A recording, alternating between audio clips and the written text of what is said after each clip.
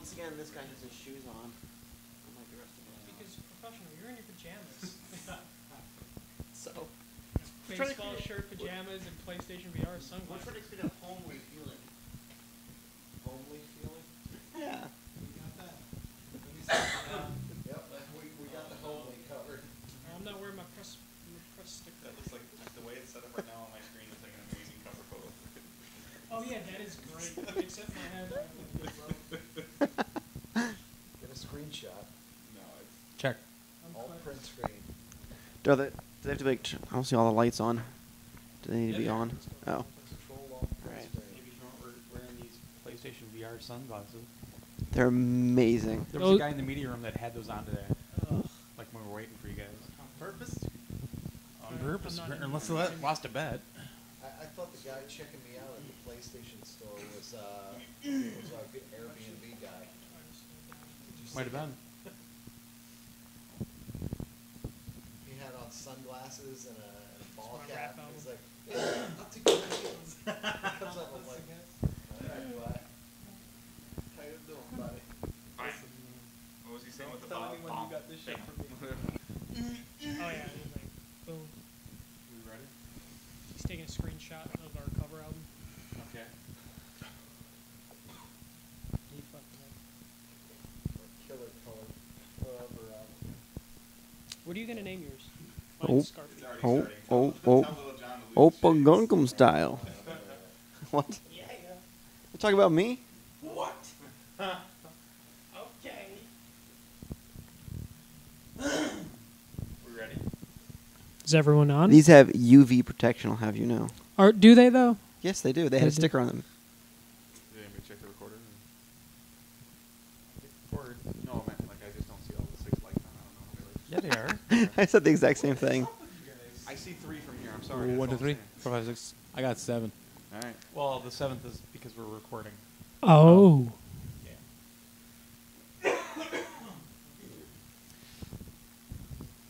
Wednesday night from E3 2017, and we're all done with everything, and I guess we'll talk about the day. So who wants to start us off? Josh, you went and saw God of War. I did. Was the beard just lovely and powerful? It's the same thing you guys saw, Yeah. except had Corey Barlog there, giving us a rundown, play-by-play, as we went through the video, and he talked about little details, things like that. We had a little Q&A with everybody in the room. There were questions about where the idea came from and why take him to Norse mythology, stuff like that. I'm going to write all this up, though. This sounds like the stuff from last year. Wow. What was interesting, though, was he was saying like a lot of the Kratos and son stuff came from a lot of the development team that are parents now and that have been dealing with all that, and those moments, those kind of magical moments that you get with kids where they open your eyes to something. You take them somewhere for the first time, somewhere you've been a million times, and you take them there for the first time, and suddenly you see it through their eyes, and everything's different. Like So the men's bathroom at a rest stop. exactly. Or at Jersey Mike's. So they were getting into all that, and it was pretty cool. There was a lot of detail that you probably wouldn't have even noticed just watching the trailer. So that was very much worth it. It was fun. No? Cool.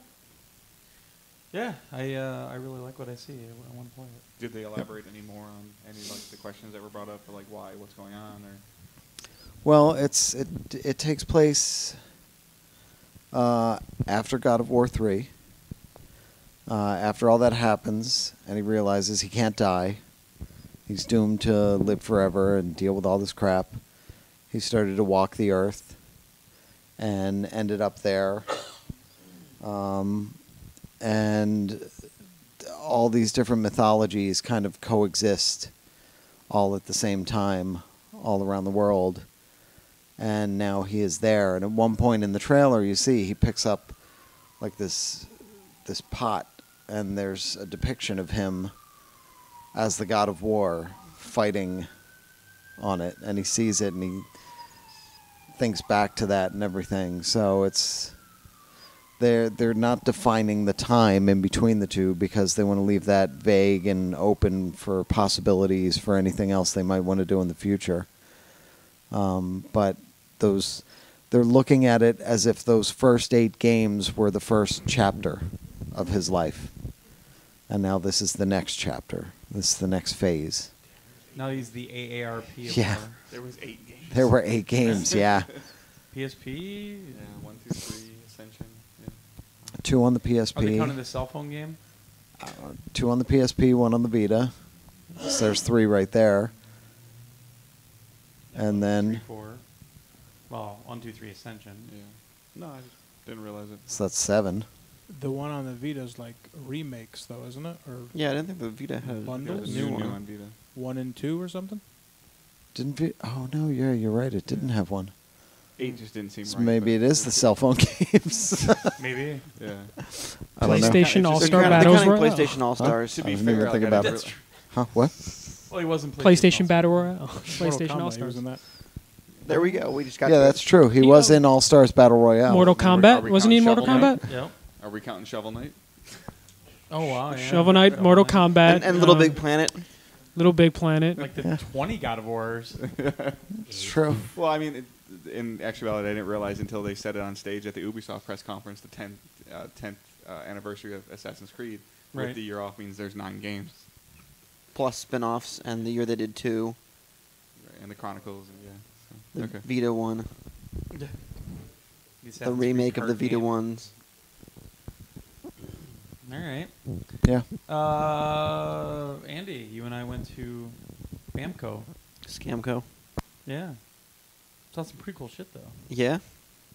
I'll just give Project Cars out of the way quickly because I didn't get to play it yet. Project Cars 2 looks awesome. Like, they've pretty much addressed every single thing that I had a problem with in the first game, including it looks like, hopefully, handling the career mode better.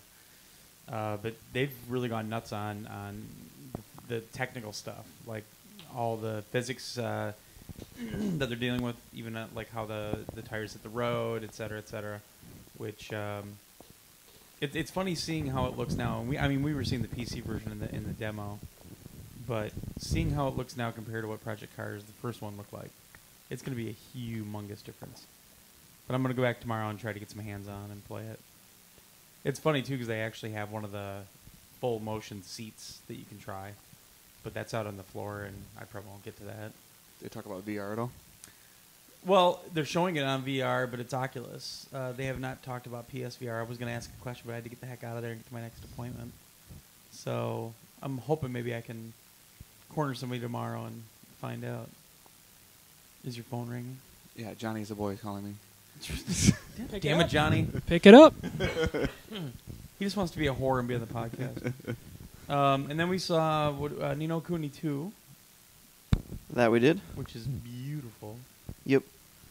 So, I didn't play it this time. They had a different section that was playable, but there was a line for it, and I just Of course. didn't wait for it. But we saw theater presentation where they showed a bunch of stuff. It looked really good.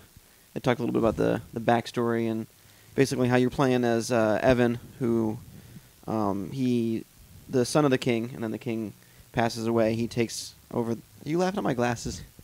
You do look pretty ridiculous. Andy, get I look bitches, amazing. Richardson. I'll have you know. You look like somebody that's just entered the WWE training system a week ago, and you're trying to find your character. Can we put the Parappa the Rappa hat on him? That would. Oh my God, that would actually work. It's like, what about this, guys? Do you think this works? What if I call you brother a lot? I'll be like the new Hulk Hogan. Brah. Those actually are kind of like Hulk Hogan's glasses when he was. Remember, you'd always give him away those crappy ones with the Oh no, that string was on Bret them? Hart. Bret Hart would give away that. Oh, that's those, right. yeah. That's right. You're If right. you want, I can just sit here and wear the PSVR the whole time. Oh my God.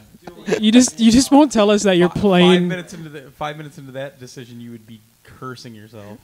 I'll give you Why? Just because I can't see anything? No, he Well, not just that, just having that heavy ass thing. Well, not heavy, but having that awkward thing on your head for 2.5 I'll give you $1 if you do it. the joke's on us. He'd be having fun watching Hatsune Miku. I could, yeah, that's true. He probably run. The PS4 cannot be on. You must wear it in total darkness. Total darkness? Yes. Then when I fall asleep, no one will know. Oh, Oh, we'll well. know. We'll know. When you tip over like this, Yeah. you'll know. Yeah. Andy Swag Scout. Anyway, Nino Kuni 2. You know, Kuni II. Yeah, so they were talking a lot about kind of where it came from and how they came to the main character, Evan. Kind of a little bit about his journey and then some of his companions. So a lot of it'll be stuff that like will... the Pikmin. The Pikmin, yeah. The Higgledies. Yeah. So I kind of touched on them the other day when I talked about playing it at the pre-show event at Sony. But the little Higgledies are like little spirits that kind of follow you around like Pikmin, and you can interact with them during battle to get effects. And yeah, so it was a pretty cool presentation about that. Yeah. And then we got to see Dragon Ball Z FighterZ. No, Fighter he Z. actually said a Dragon Ball Z fighter, but that Z's on the end. It's Yeah. weird. Dragon Ball FighterZ. Is that the one they showed at the Wow. Microsoft conference? Yeah. Okay. It is gorgeous. Oh man, and I got to play it too. Oh, did you? Yeah. What do you It was amazing. think? Yeah. Yeah, no, it was really good. I hopped on a machine and played around, got my butt handed to me. Nice. Trying to learn the controls and everything, but yeah, it's really smooth. The animation looks amazing, and Yeah. there's tons of what you would expect from like Dragon Ball Z. So, powering up and flying around the screen, and giant supers that are killing everyone. How many Saiyans? Because Goku just had like a that's not a joke. Like, isn't he got like another Saiyan level? Like he's like God Saiyan. Yeah, and that was one thing they talked about during the presentation part. So one of his moves, he goes Super Saiyan 3. Okay. But they said that's not like you transform and stay in that form. It's like certain moves will put you in that form, and then you'll kind of revert later. Oh, okay. So it's not really. But like in the game, you could also go into Gold Frieza mode. You're laughing at this, aren't you? Well, there was also the thing that, And then- if you get stunned, you can, if you do it right, you can pull in the like one of your Yeah, partners. the assist characters. Yeah. So it's very much like it plays a lot like Marvel vs. Capcom 3. So there's a lot of like tagging in your assists to get extra combo, or pulling them in permanently to let one of your guys rest and heal, all that kind of stuff. But yeah, it played really well. They only had 6 characters in the demo, but I went back later and played a little bit more and tried out all the characters, and I was really enjoying it. Kind of learning how to combo each character and all that kind of stuff. And then also at Bamco after you left, Yeah. I played the Gundam game. A little bit I of did that. too. That was fun. Kind Yeah. of. I'm not really Yeah. that into the Gundam games, but it was cool. The Gundam games are weird because they want to make them feel like you're in a mech, so they make them like purposely clunky, but at the same time you can like dash and shoot and that kind of stuff. So it's a weird thing. I only played like one match of that real quick. I played a couple. I played the 3v3, but with just all bots. Oh, okay. Yeah.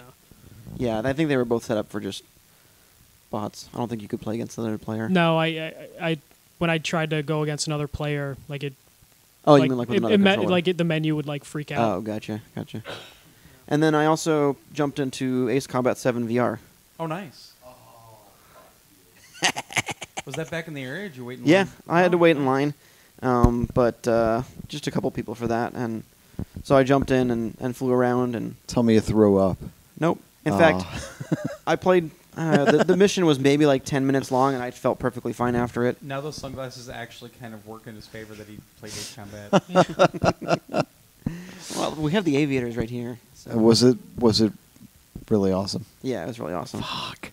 And it's delayed, so... Yeah. That's fine. Yeah. To Were you add able to extra look around awesome. inside I'm the totally fine plane? with that. Oh yeah, It's yeah. all rendered So I mean, in- you're sitting in the cockpit, and you can look around and look in the cockpit and see everything around you, and then when you're out, battling stuff, you someone flies past you, and you're kind of like looking up back at them as you kind of track them backwards, and yeah, it was working really well. That's cool. How's the sense of Oh, speed? I want that game. Oh, it was pretty good. And actually, the one thing I had a problem with, I stalled a couple times because I would like slow down too much and end up like trying to turn too fast and stall the plane. So I did mess that up a I couple wonder times, what but landing is going to feel like in that game if it has you land. Like that would be a little. yeah, jarring. I the would mission just expect kind of the ended with like a landings are fade to automatic, black. but- But Yeah. But yeah, it was really cool, and the VR was working well. They had it in non-VR on the other side, and I didn't like try it for comparison. I just tried the VR version, but Sure. I would maybe expect Josh the will have to non-VR sneak in there and try to tables. play it. I would like to. I saw the non-VR at The arcade pre-conference. Yeah. pre-conference, yeah. Yeah. And I was watching that, and the guy who was showing it off worked on the game. And he said he was former military, and he said he was a naval pilot. But from what I heard in Top Gun, they're called naval aviators. So A I naval don't. pilot, so like your stomach. Naval pilot? I don't. Put the sunglasses on, no sunglasses right now. I don't believe. I wonder if he was telling the truth, because all my Top Gun training says that's not what they're Did you called. challenge him to volleyball? I did not. Shirtless volleyball. Of course. Is Sweaty, there any other shirtless kind? Volleyball. Yeah. But Shoulda asked he him for a high worked. five. That guy worked on all the Jane's games. He worked on all that stuff. Nice. He's been doing this Micro Bros. forever. So that was his big thing. So nice. Yeah, so Continue. I'm definitely excited to try out Ace Combat 7. Yeah, I think it'll be a good experience for VR, and I'll have to keep I'm that assuming eye for out. not VR too, but Okay. I'll have to keep an eye out for that tomorrow, because I definitely want to try that too. You look like a dad that's trying too hard to hang out with his teenage. it does work really You well look with the like- hat. You look like an undercover cop at a party where you think you're going to bust somebody for drugs.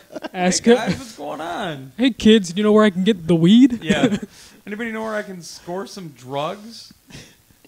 Oh, God, Dad's here Wow. hitting on my friends again. I'm gonna go get one of my T-shirts that's like really baggy for you. Or even Para- better, a Dare shirt.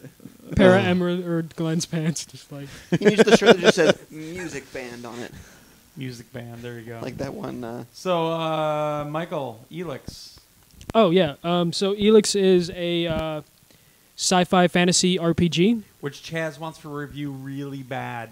He's like, "Did you get the review code in?" I'm like, "Dude, it doesn't come out for like months." Yeah, they're aiming for the end of the year, Yeah, possibly. He keeps asking me if we got the review code for it yet. I'm like, "What? What? No." Tell him yes and send him some horrible game. Just grab another one with like Loco Roco theme codes and send it to him as the. There you go. Anyway, Okay, ELEX. so it's a post-apocalyptic sci-fi fantasy, Ooh, action- that's a new take on a game. action adventure RPG. So zombies, No. Mystical with robots and stuff like that. post-apocalyptic. Yeah. Zombies. It takes Earth gets hit with a meteor and it brings a new element called ELEX. Okay. This takes 160. Yeah, this takes place 160 years after that happened, so the world's still kind of messed up from it. It's from a studio that they've only made like RPGs or like open world games on PC. So this is the Okay. first time they're like doing something on console, I believe. It's fully open. You have it's like 5 different areas, like ice, forest, desert, volcanic, and like city, like like just industrial. And there's no loading between it. Like it's just like a gigantic world that you can just like go everywhere you want. You can eventually get a jetpack to help you travel, but they did that thing that I love when you get an open world game where they're like, you see that mountain right there? You can go to that That mountain anytime you want, but you can't climb that mountain without a jetpack. You but know, like in Destiny. Oh. yeah, you can go up to. The Destiny demo that we sat through. You see that? You can go to it, and then you couldn't. It was bullshit. Is anybody actually paying attention? Yeah. Okay. Yeah, he said he could go to those mountains. You can see it. You can go to it. So the cool thing that they're doing is 95% of the NPCs are killable, Okay. which means you can end up killing quest givers, and instead of leading to like a dead end, it's just going to adjust that with the story. Oh, no shit. And so the NPCs can kill each other as well. So one of the encounters he showed us was like this gigantic, like, I don't know, like org or whatever, orc. He's like, well, we can't kill this, but we can bring it into the city. And hopefully the city people can kill him. But if he ends up killing some NPCs, we might lose some side quests, or that's going to change how the story plays out overall. Okay. So you have to worry about that. And he says it's fully open, so you can end up doing missions out of order. But instead of having like, so say like a mission was like kill this creature over here, and then you go to the guy. Other games would just like give you the XP once you talk to that person. They're like, oh, here's this XP for killing that person. But that quest that guy would give you would change slightly because you already did. Oh, You already okay. killed like what he was going to ask you to kill. So he said you can end up doing missions out of order and just like miss huge parts because the story is just going to constantly change based on what you're doing. Okay. So that's pretty cool. Trying to see it's close combat, or for close combat for most of it. There is some ranged weapons if you meet like the desert people, which are like Mad Max. Okay. So they're more ammo based. There's 3 factions in the game, and you'll learn abilities based on that. You do have to learn how to do things. So like he showed me, he killed a wolf. He could only kill the wolf, get nothing from it. But if he would have trained with a hunter, he would have learned how to like skin it. Kill the wolf correctly so it doesn't ruin the meat or the trophy. And But basically Yeah. that, to where it's like he could have gotten food from it, Sure. or he could have gotten, like the pelt. pelts to trade or yeah. Yeah, so he said there's a bunch of different scenarios like that. Interesting. There's like multiple endings because of the way the story structures are. Sure. Sure. And then he said there's no like good or bad ending. It's just a lot of gray areas. He says like all the factions, none of them are wrong or bad. They just have a different way of approaching the end game. Okay. So it's a matter of just picking how you want to go about getting to the end game. Okay. Yeah. It was actually pretty interesting. It was hands off, but they at least ran through enough missions and stuff like that. And I saw it, like being played. And it's the typical third person. Yeah, third person view action adventure. Okay. Yeah, and it's actually coming out October 17th. So all it's pretty close. All right. So Chaz, no, we don't have the review copy yet. Now, I'm getting it. How'd you start your day, buddy? Yeah. I went to End Dreams, right?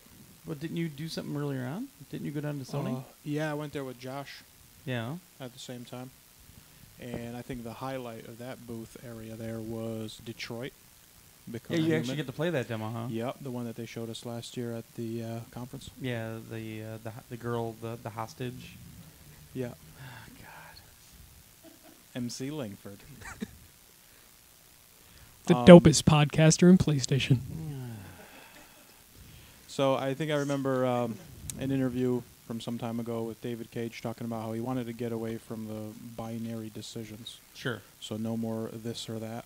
And it's just amplified so much in Detroit. You have like a moving scale of your percentage of success for that particular mission. Right. And all the investigating you do plays a factor. All the time you take plays a factor. Pretty much everything you say, there's always more than 2 things to say. And, that timer is just so stressful because you're like, I don't know what to pick. Yeah, exactly. And the decisions have some real weight. And to Dave's point, is it cool if I spoil that section Spoil what section? with the cop guy? Like what happened in my playthrough? Oh no, you can say what happened in your 'cause it's not playthrough. going to be the same That for anybody. yeah, Okay. it sounds can like change. there's 5 or 6 or 7 different ways that could go at Right. least. Yeah, and that's the thing. That when we were talking to Brian, he was saying, he's like, PR doesn't want me to talk because they're afraid I'm going to spoil something. But literally, I could talk to you for an hour about the game and not spoil it because you may never do the right have- combination of yeah, things to get 30 to things that to exact that point. He's like, so there's so many different ways to get through that, and It's so art. many My different stone in things. the water went this way. yours went Exactly. that way. Exactly. Yeah. So, and everybody saw this last year. Everybody who saw the press conference last year saw this Yeah. scenario. So With go ahead and spoil away. so tell how you got through it. So basically, when I was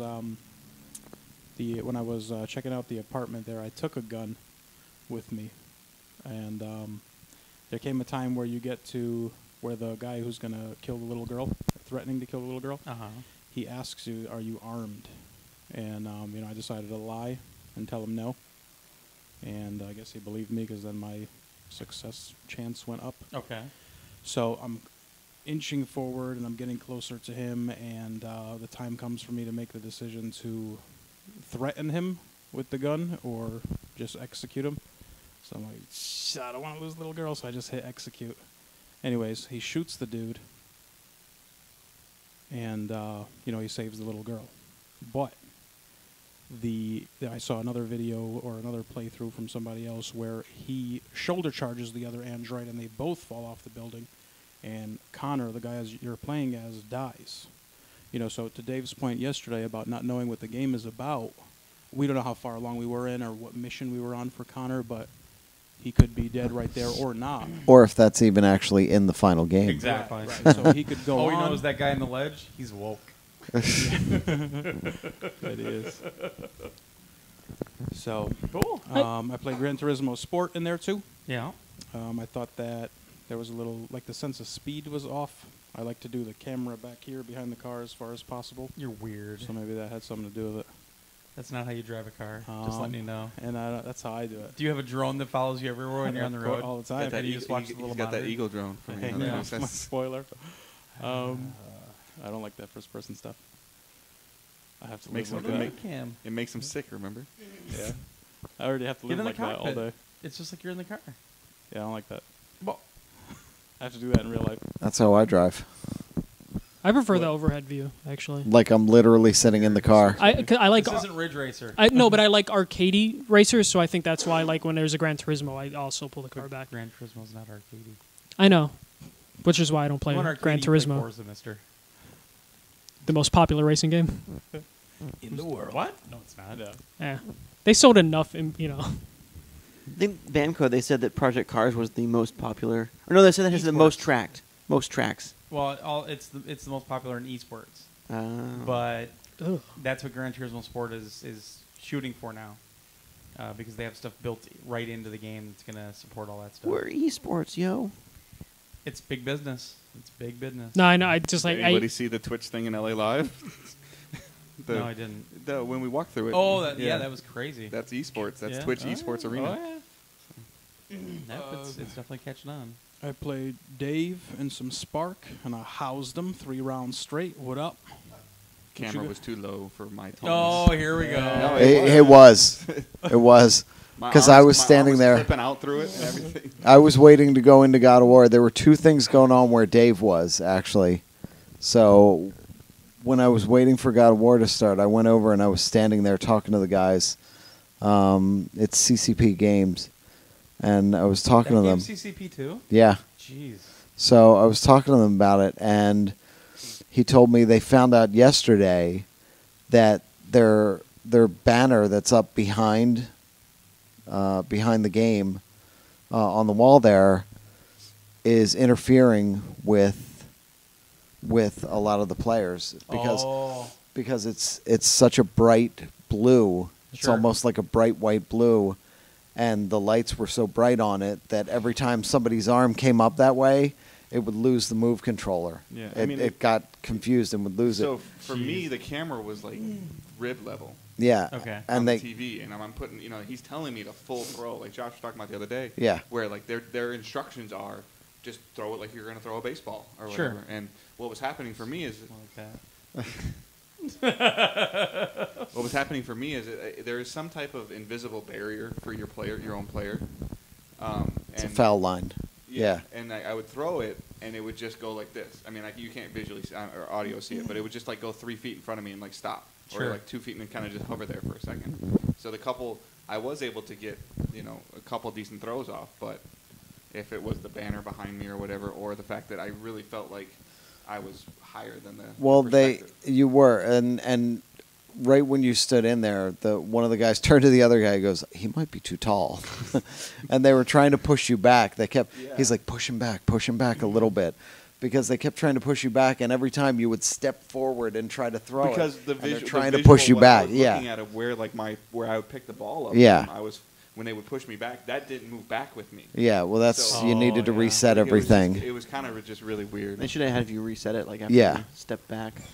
But I don't think that would have mattered because of it wasn't picking. Well, it up would have my changed the arms. perspective, Yeah. but you still would be clipping. Yeah. Because you're Yeah. about to go high up. Because I asked them, I go, "Can I sit down?" Oh, you can't sit for this game. No, and it's not. Actually, because- that's why I haven't tried it, because I have a feeling. Yeah. Right. there's Well, no because you balance. can't. They don't want you to sit for it either because you're actually supposed to be able to dodge, like fully Yeah. dodge the ball as Yeah. well. Yeah.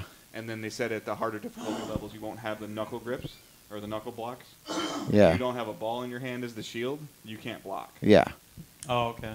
or deflect. So, Right. But it was fun. I mean, once the couple throws that I got off that were legitimate throws, Emma couldn't do anything about them. So. Okay. Just blocked the shit out of them. Not from what I saw. Let's see. What else was in there? The Inpatient was in there. Yeah, did Right. you guys want to play that? Yeah, They both of did. us Yeah. So I thought it was pretty creepy. There was a jump scare. Yes, there is. Pissed a little bit. But A bit of poo came out. it's just a shard. So then, it's cool. I like it. It's scary. It's freaky. But I'd probably rather see just a regular console Until Dawn 2 from those guys if they're going to make a game in that universe. I have a feeling that's coming Dave? in some way. Yeah, I mean, it was fine. It was a VR game that the way that they have you move, and again, it's always been a little bit of a challenge, but you kind of like could look forward or look backwards and then walk, and then like look forward or look backwards or look left or look right and then walk in that Well, direction. it's pie pieces. It's, Yeah. It's not the smooth movement yeah, right or and it was left. just a That helped me with the motion a little bit. just a little bit more fifth difficult, and they grade were degree. using the 6-axis movement on the controller on a piece of paper that you picked up. You Oh, had to, yeah, like yeah. turn the paper over, and that was challenging. That was right out of Until Dawn. Okay, yeah. Well, I mean, it was still challenging with Yeah. in VR and everything. I felt like Well, just- it was really glitchy on me. Yeah, With so- the DualShock stuff.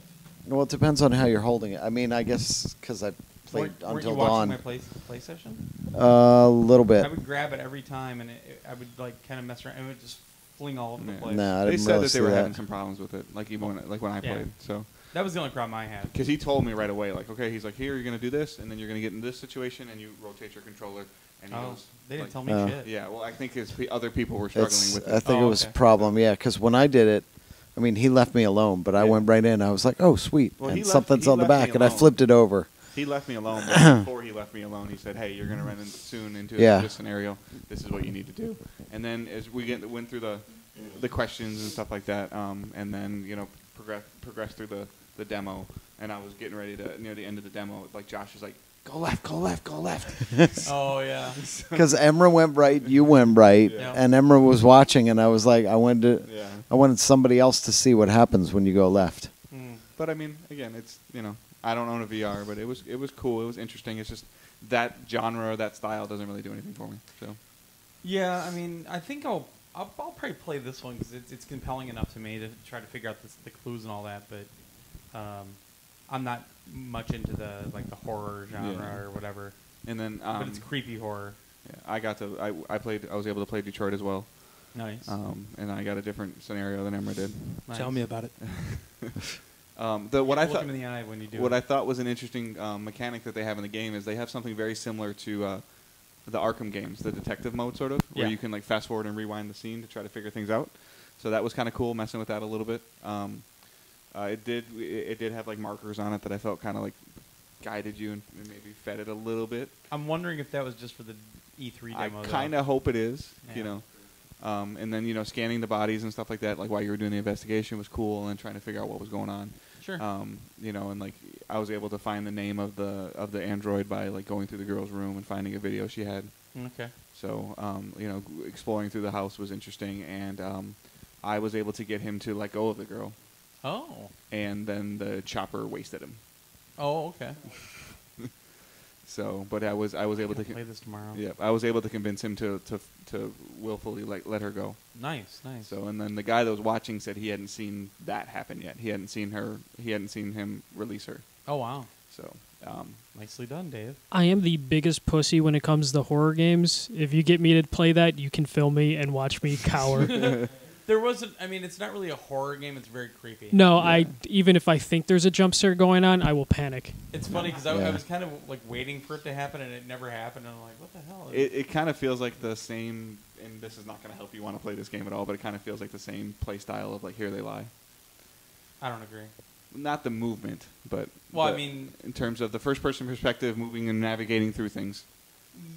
Yeah, I think Here They Lie though kind of creeps you out just because it's so odd Right. overall. Whereas I was getting creeped out by the the doctor.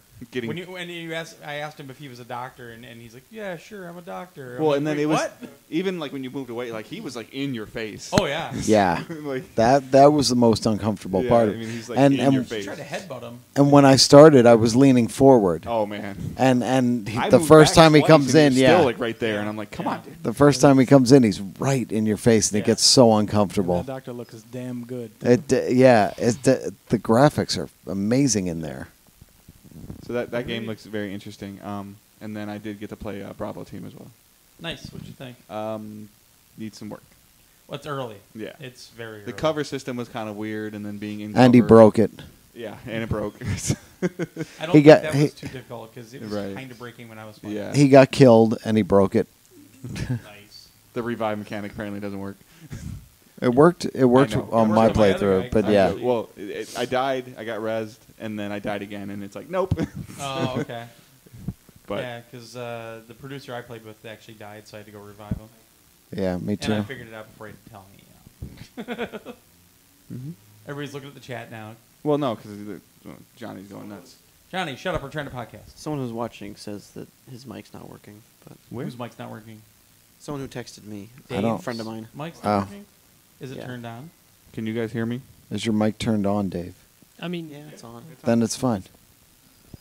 Nobody's saying anything in the chat Hold on. here. Dave, talk again. See Check. Hello. I don't think it's working. Shit. Maybe I'm just talking loud enough. The other mics are picking it up. Maybe. I don't know. All the lights are on, though. Oh, now I got to get up, and it's going to take 5 minutes. well, I'm gonna grab a soda then. All right, talk again. What the? Johnny, can you hear me? Yeah, your mic's working. Okay. Johnny's just silly. No, Johnny didn't say it. So Or whoever it was. A friend of mine.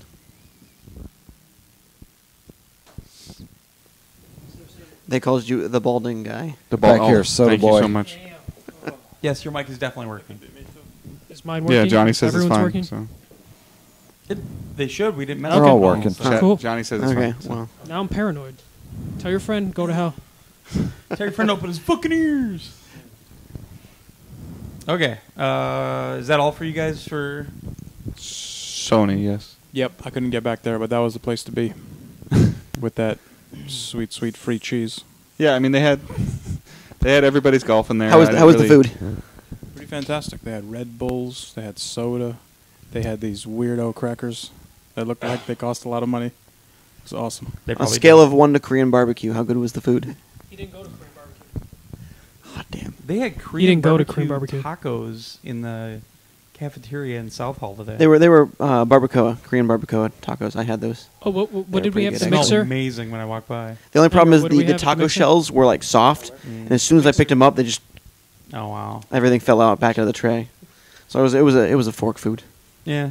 Well, it's cafeteria food from a convention center, Yeah. so you're lucky it was anything. I got a Yeah. sandwich from the media room. I saw that you tweeted it. Yeah. Damn. Were you like camping out in there or something? I just right place, right time. No shit. All right.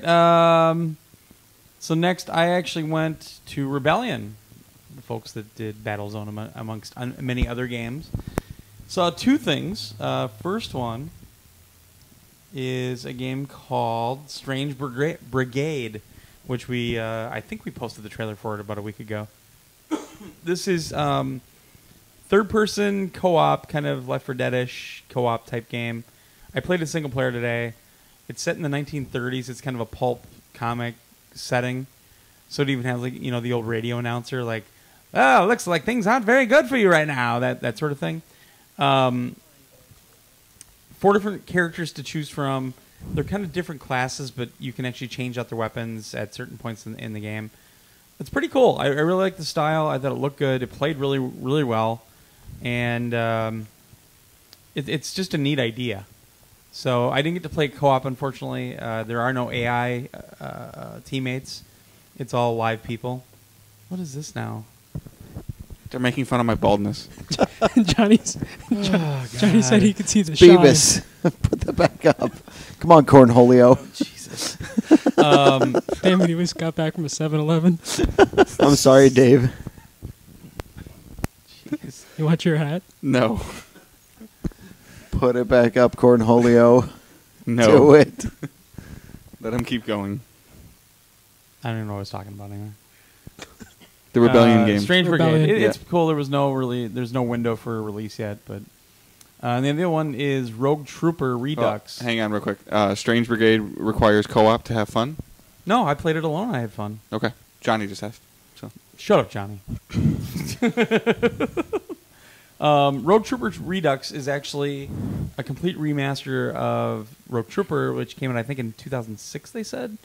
So Rebellion actually owns the IP for, I think it's like something like 2000 AD or 3000 AD. 2000 AD. 2000 AD, which is also Judge Dredd. So this is their books and everything that they own, that whole IP, and then it was the game that was made.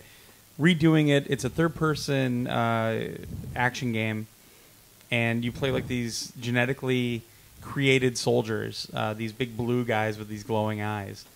And like one of the guys gets killed, and you can actually pop the chip out of his neck, and you put it in your gun, and he actually enhances your gun, and he talks to you. A little weird. I mean, mechanics-wise, it's a game from 2006.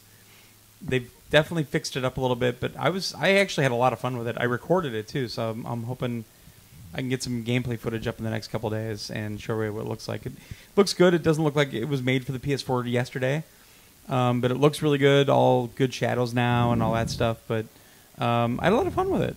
So I don't know when the release info is yet for anything for that, but it was cool. I think at this point in time, like solid gameplay is priority over looks. Yeah. So. I mean, it had that 2006 feel though. Okay. It really did, but you could tell that they fixed it up a little bit. Nice. But yeah, it was neat. So that was Rebellion. That's all I saw there. Who's next? Might be me. Let's see here. So Rebellion. Oh, Wreckfest.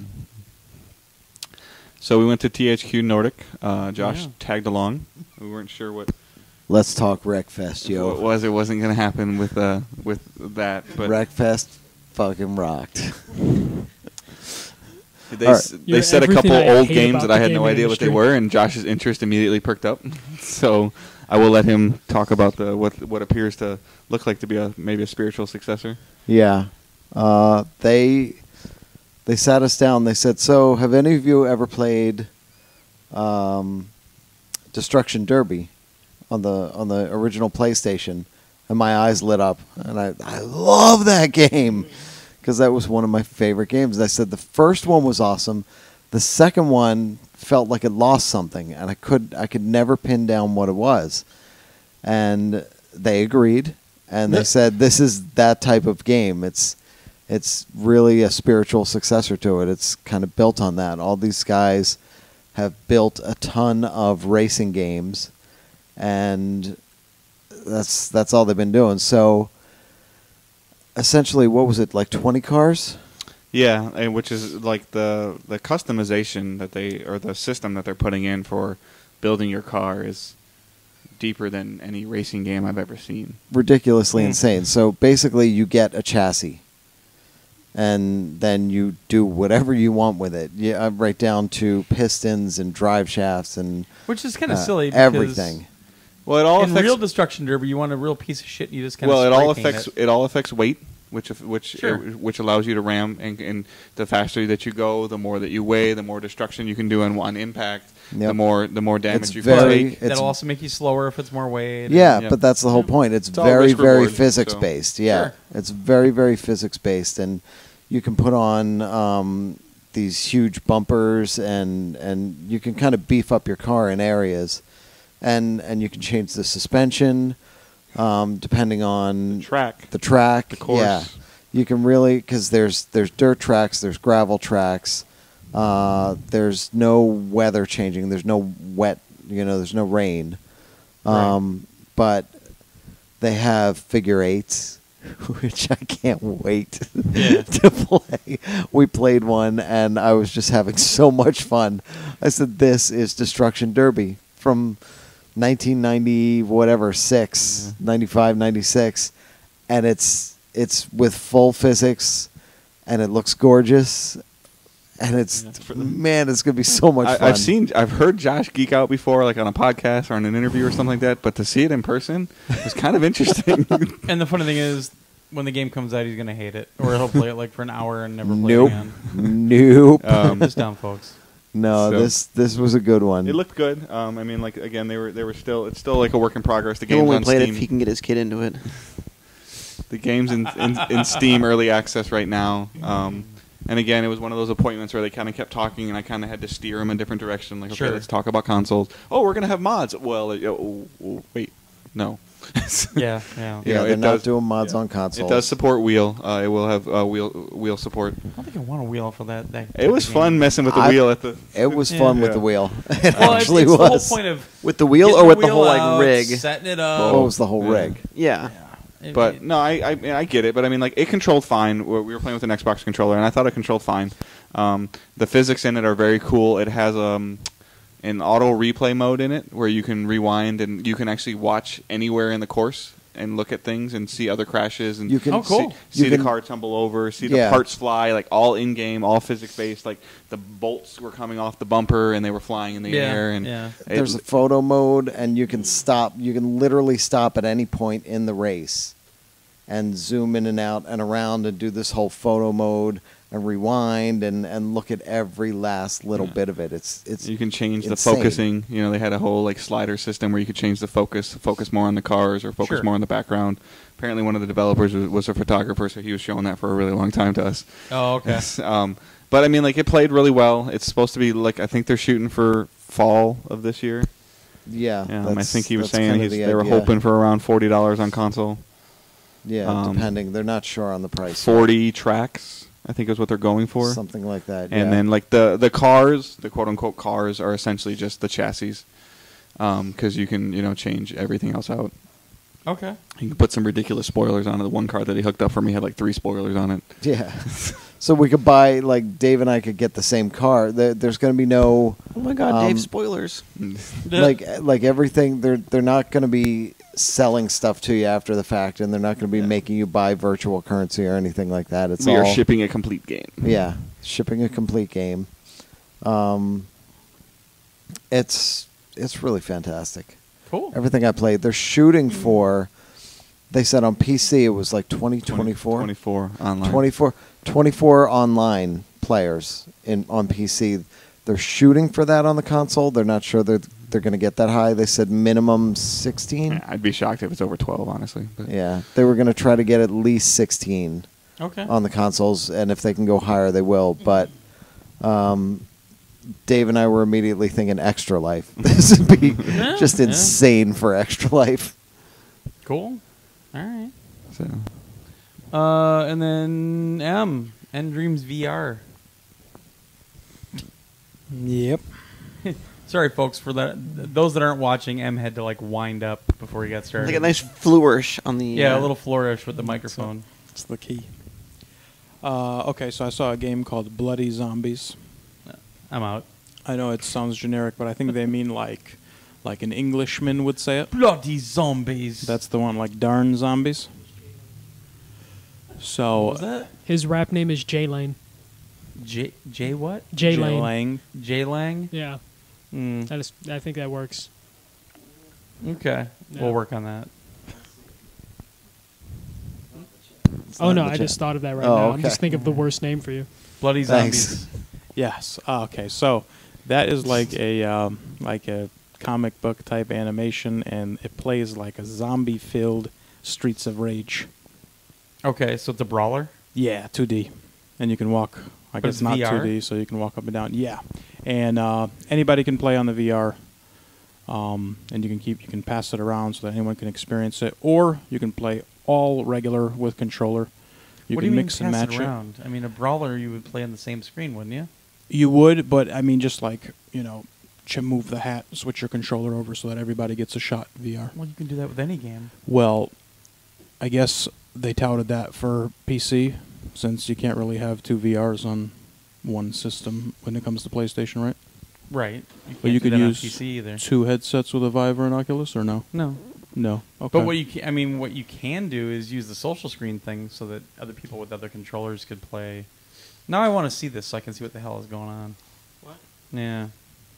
What? I don't know what you're talking about. I'm talking about the game he's talking about. Oh, okay. You looked at Josh and then you said it. So I thought I don't Josh know was what the going to get the hell's going whiskey. on there either. Midlife Crisis live on YouTube. Yeah. So, Am, are you saying that Yeah. you would take the visor off and then like reassign that to player 3, and then they put the visor on? That's what they had us do, Okay. just so that we could all get a Okay. round on it. So there was But like 4 of you playing, or Yeah. Okay. So Yeah. 3 other people were playing on the TV, and On the then one TV. had the VR headset. Yeah. Or you So could they are do doing the social screen thing. right, and you can do, But and the, the game can the be 3 all people that were playing were brawling as well as the person in VR brawling was brawling? with you. Yep. Okay. You had Okay. certain advantages if you were the VR player because you could like look to the right and left and see much more of the stage. So you could see what zombies were coming and that kind of thing. Sure. You didn't lose much visual fidelity when you put it on, which I thought was cool Nice. because a lot of the VR games don't look as good, right? Maybe the VR games you saw 2 years ago don't, but the VR games now look good. They're really coming around. I Yeah. wasn't getting sick, except for like almost on the Inpatient when you had to walk. That's what really gets me. Yeah, Wow, you are a wuss. yeah. Must be that you don't eat pork. That's it. Pork has that Well, stuff he that might have keeps you had some from today. getting. I didn't That's ask. right. You don't know. I'm on the edge. And then he's asked me, does this beverage have alcohol in it? Where was I? Zombies, bloody zombies. Bloody Oh yeah, so your zombies. character, the person who's playing in VR, the person on the screen has a thing on their face too, Well, that's kind of which cool. is cool. Yeah. That's a good idea. Mm-hmm. Huh. So Alright. you can grab the person's head and flip them over you, just like Streets of Rage. You can combo, toss them in the air. Bosses are harder, and then they become regular henchmen after you get used to them, and Okay. all that inspiration. And the dev even used Streets of Rage as a Inspiration. touchstone. Yep. All right. Cool. Release window, price, anything? Nope. Okay. That was easy. Mm-hmm. Michael, Extinction from Iron Galaxy. Okay, this is going to be really quick because it was about a 10-minute demo. Really? Yeah. Because this is one of their. I mean, they've had a couple of other IPs that they own, but Yeah, this is the first, they've started off right about, we're known for fighting games. yeah. We took some of our fighting game, things we learned from fighting games to work on the combat for this game, which is an action-adventure game. Okay. It's third person. You're just kind of fighting big monsters. Didn't really look like there was RPG mechanics in it, but there's a lot of action, combat with swords and parkour elements. It's really fast moving. The fighting looked okay. They said the combo stuff is pretty intricate, but again, the demo was really brief. It was only 10 minutes. Seems odd that they would do an appointment for something that simple. Yeah, it was just kind of odd because then they ran through something. So there was this huge village destroying monster Okay. who was just wrecking havoc. So you had to use your parkour hopping around Right. and your double jump and dashes to get to the top of the monster. The monster's wearing armor, so you have to destroy the armor before you could go and kill him. For the big monsters, you have to target their limbs. So if the monster's moving too fast or too tall for you to get, Right. chop his legs off. So then he'll just fall, and then you bloody legs off. yeah, and then you just work from there and have to chop off the limbs. The whole point is to cut their head off. Right. You can see that in the trailer. Yeah. So they just showed us one of the big monsters that they killed, and he killed the monster relatively quick, and then it was over. Okay. So yeah, it looks cool. Yeah. It's pretty colorful, usually for games like that, because I think it's going to be open world. They didn't say how big the world is. It sounds like it's still early in development. So for games like that, the first game I saw, which was open world RPG, was dark and moody. This one seems a little bit more bright and a little more humor in it. Right. But hopefully it works out. Like they said, they're taking a risk by getting out of their comfort zone. Because Iron Galaxy... But they've worked on other projects that aren't fighting games. I mean, they do a lot of contract work. Yeah, they do a lot of contract work, but usually that's just ports. I think this is the first time they're actually developing something like that from the ground up. Put the AC on. Are you Okay. warm, Em? Really? It's set to 71. I'm kind of getting a little sweaty. Yeah. Well, it might be those flashing lights are on your neck. They're warming you up. I feel good. Or the hat holding the heat in. Oh, or shit, wearing- son. Wearing a Beanie. snow cap in the middle of June in L.A. I mean, we are at E3. But he's got to believe. That's true. I gotta believe. You gotta believe. Yeah, so that's pretty much it for that one. Okay. They're aiming for Q1 next year. Which means with that, for a while they were going real late on their stuff. Yeah. I feel like I But- waited for Dive Kick forever. Well, yeah, but they've got 2 dev teams. They got the one in Florida and Yeah.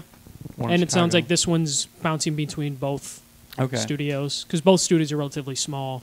Right, and one of them works on Killer Instinct, and Yeah. you know, 'cause they took that franchise over, so must be an Adam Boyes move. Oh yeah, I forgot he's over there there now, yeah. Yep, him and Dave Lane are the Midway connection basically. Yep. Interesting. Okay. Dave, Nyko, tell us about all the Switch accessories. So Switch and Switch accessories. not Yeah. not 100%. Like Nyko. I guess they know who they're scheduling their appointments with, obviously. But we've had appointments with Nyko for the last couple of years, so it's kind of just we're on their list, and but they didn't really have anything new or anything new coming to show. So they didn't have any props or anything for me to look at or mess with. Okay. They did have a couple of interesting things. They have, and it sounds simple, but I really haven't seen them or know if they're readily available or not. They had a USB cable that had the Ooh. it plugged into your PlayStation or any USB port, and then 3/4 of the way down it split into 2 micros, and it was designed to charge 2 Move controllers. Oh. So Cool. 1 port to charge 2 Move controllers. Kind of nice All right. quality of life thing. And then also they have the store and charge or the charge and dock that Right. you can quote unquote like daisy chain other pieces to, so you could have like 2 things to Oh, yeah. to charge 2 DualShock 4s and to charge an Xbox controller and to charge a Switch accessory now. They have a dock for 2 Move controllers that works into this dock and charge thing. Yeah. They've Um, been expanding that for since last year. And the only thing, if I remember right from last year, was after a little bit, when you chain too many of them together, you can't charge via USB. You have to charge via like outlet Right. because it starts drawing too much power. Right. So there's that, and then they're still showing the data bank, which I don't know why. right or wrong, whatever you like it or don't like it, I'm with Glenn on the recommendation of buy an external hard drive. Yeah, the data bank, it had its place, I guess, and I don't really think they sold that many of them. And it but- still will only, right now, as of now, will only work with the OG PS4. Yeah. Like yeah. it's obviously not a. Well, same way with that charger, that charge dock, that thing. Well, they have a new one of that. That's been updated. So their new one of that is. Yeah, I didn't like it. I had it for a while and I used it, and There's another new one. okay. So this one essentially just sits on top of your PS4 Pro, Yeah. your PS4, or your Slim. And it has little rubber feet on the bottom, so it doesn't really move. Sure. And then it has a cord that comes out of the back of it or the front of it Which- that you can plug into the front of the. Which they should have done the first time. Right. Well, there's no extra USB ports on this one. Okay. It just sits on top of your system. Why? Well, because there's no universal fit for the Slim, the OG, and the Pro now. But why would they not put extra USBs on it? That's so stupid. That negates the reason to even have that thing hooked up. Again, it's At one that port point, to get an charge external multiple one that's controllers. not using your USB Right. port. I agree. Oh, they're so stupid. Sorry, So- Nyko, but you're so stupid. So that's Misguided. Well, no, and they know because they redesigned that one that sits on top of the system originally and it had USBs. Why would they revert that? That's silly. so. But that was really all that I got from Nyko. They didn't have any It's not your VR. fault, Dave. They didn't have any VR accessories or. Which is shocking. Yeah, last year they showed us like 3 VR things, so I guess maybe that's just not doing anything for them. Because I didn't see anything like the room that I went into was, like it had a monitor for a presentation, like no joke, like 13 or 15 Switch accessories on the table. Oh yeah, Rightfully so. The Switch is the newest piece of hardware on the market right now. It's the new hotness. Yeah, and then the wall behind it was like that slat wall you'd see in Yeah. retail stores, and it had tons of products on it. Well, honestly, if they price that portable dock correctly, I'll probably get one. No. It's think instead it's of needing that big hunk of $45. plastic, it's basically plugs it in. I got to see if it splits off for power though too, because I keep saying it's so stupid that that's the only way that you can take your video output from your Switch is to use that dock. Oh. It's USB-C. Why doesn't somebody create just a cable so that I can throw that in my bag and not have to unhook my dock and everything else?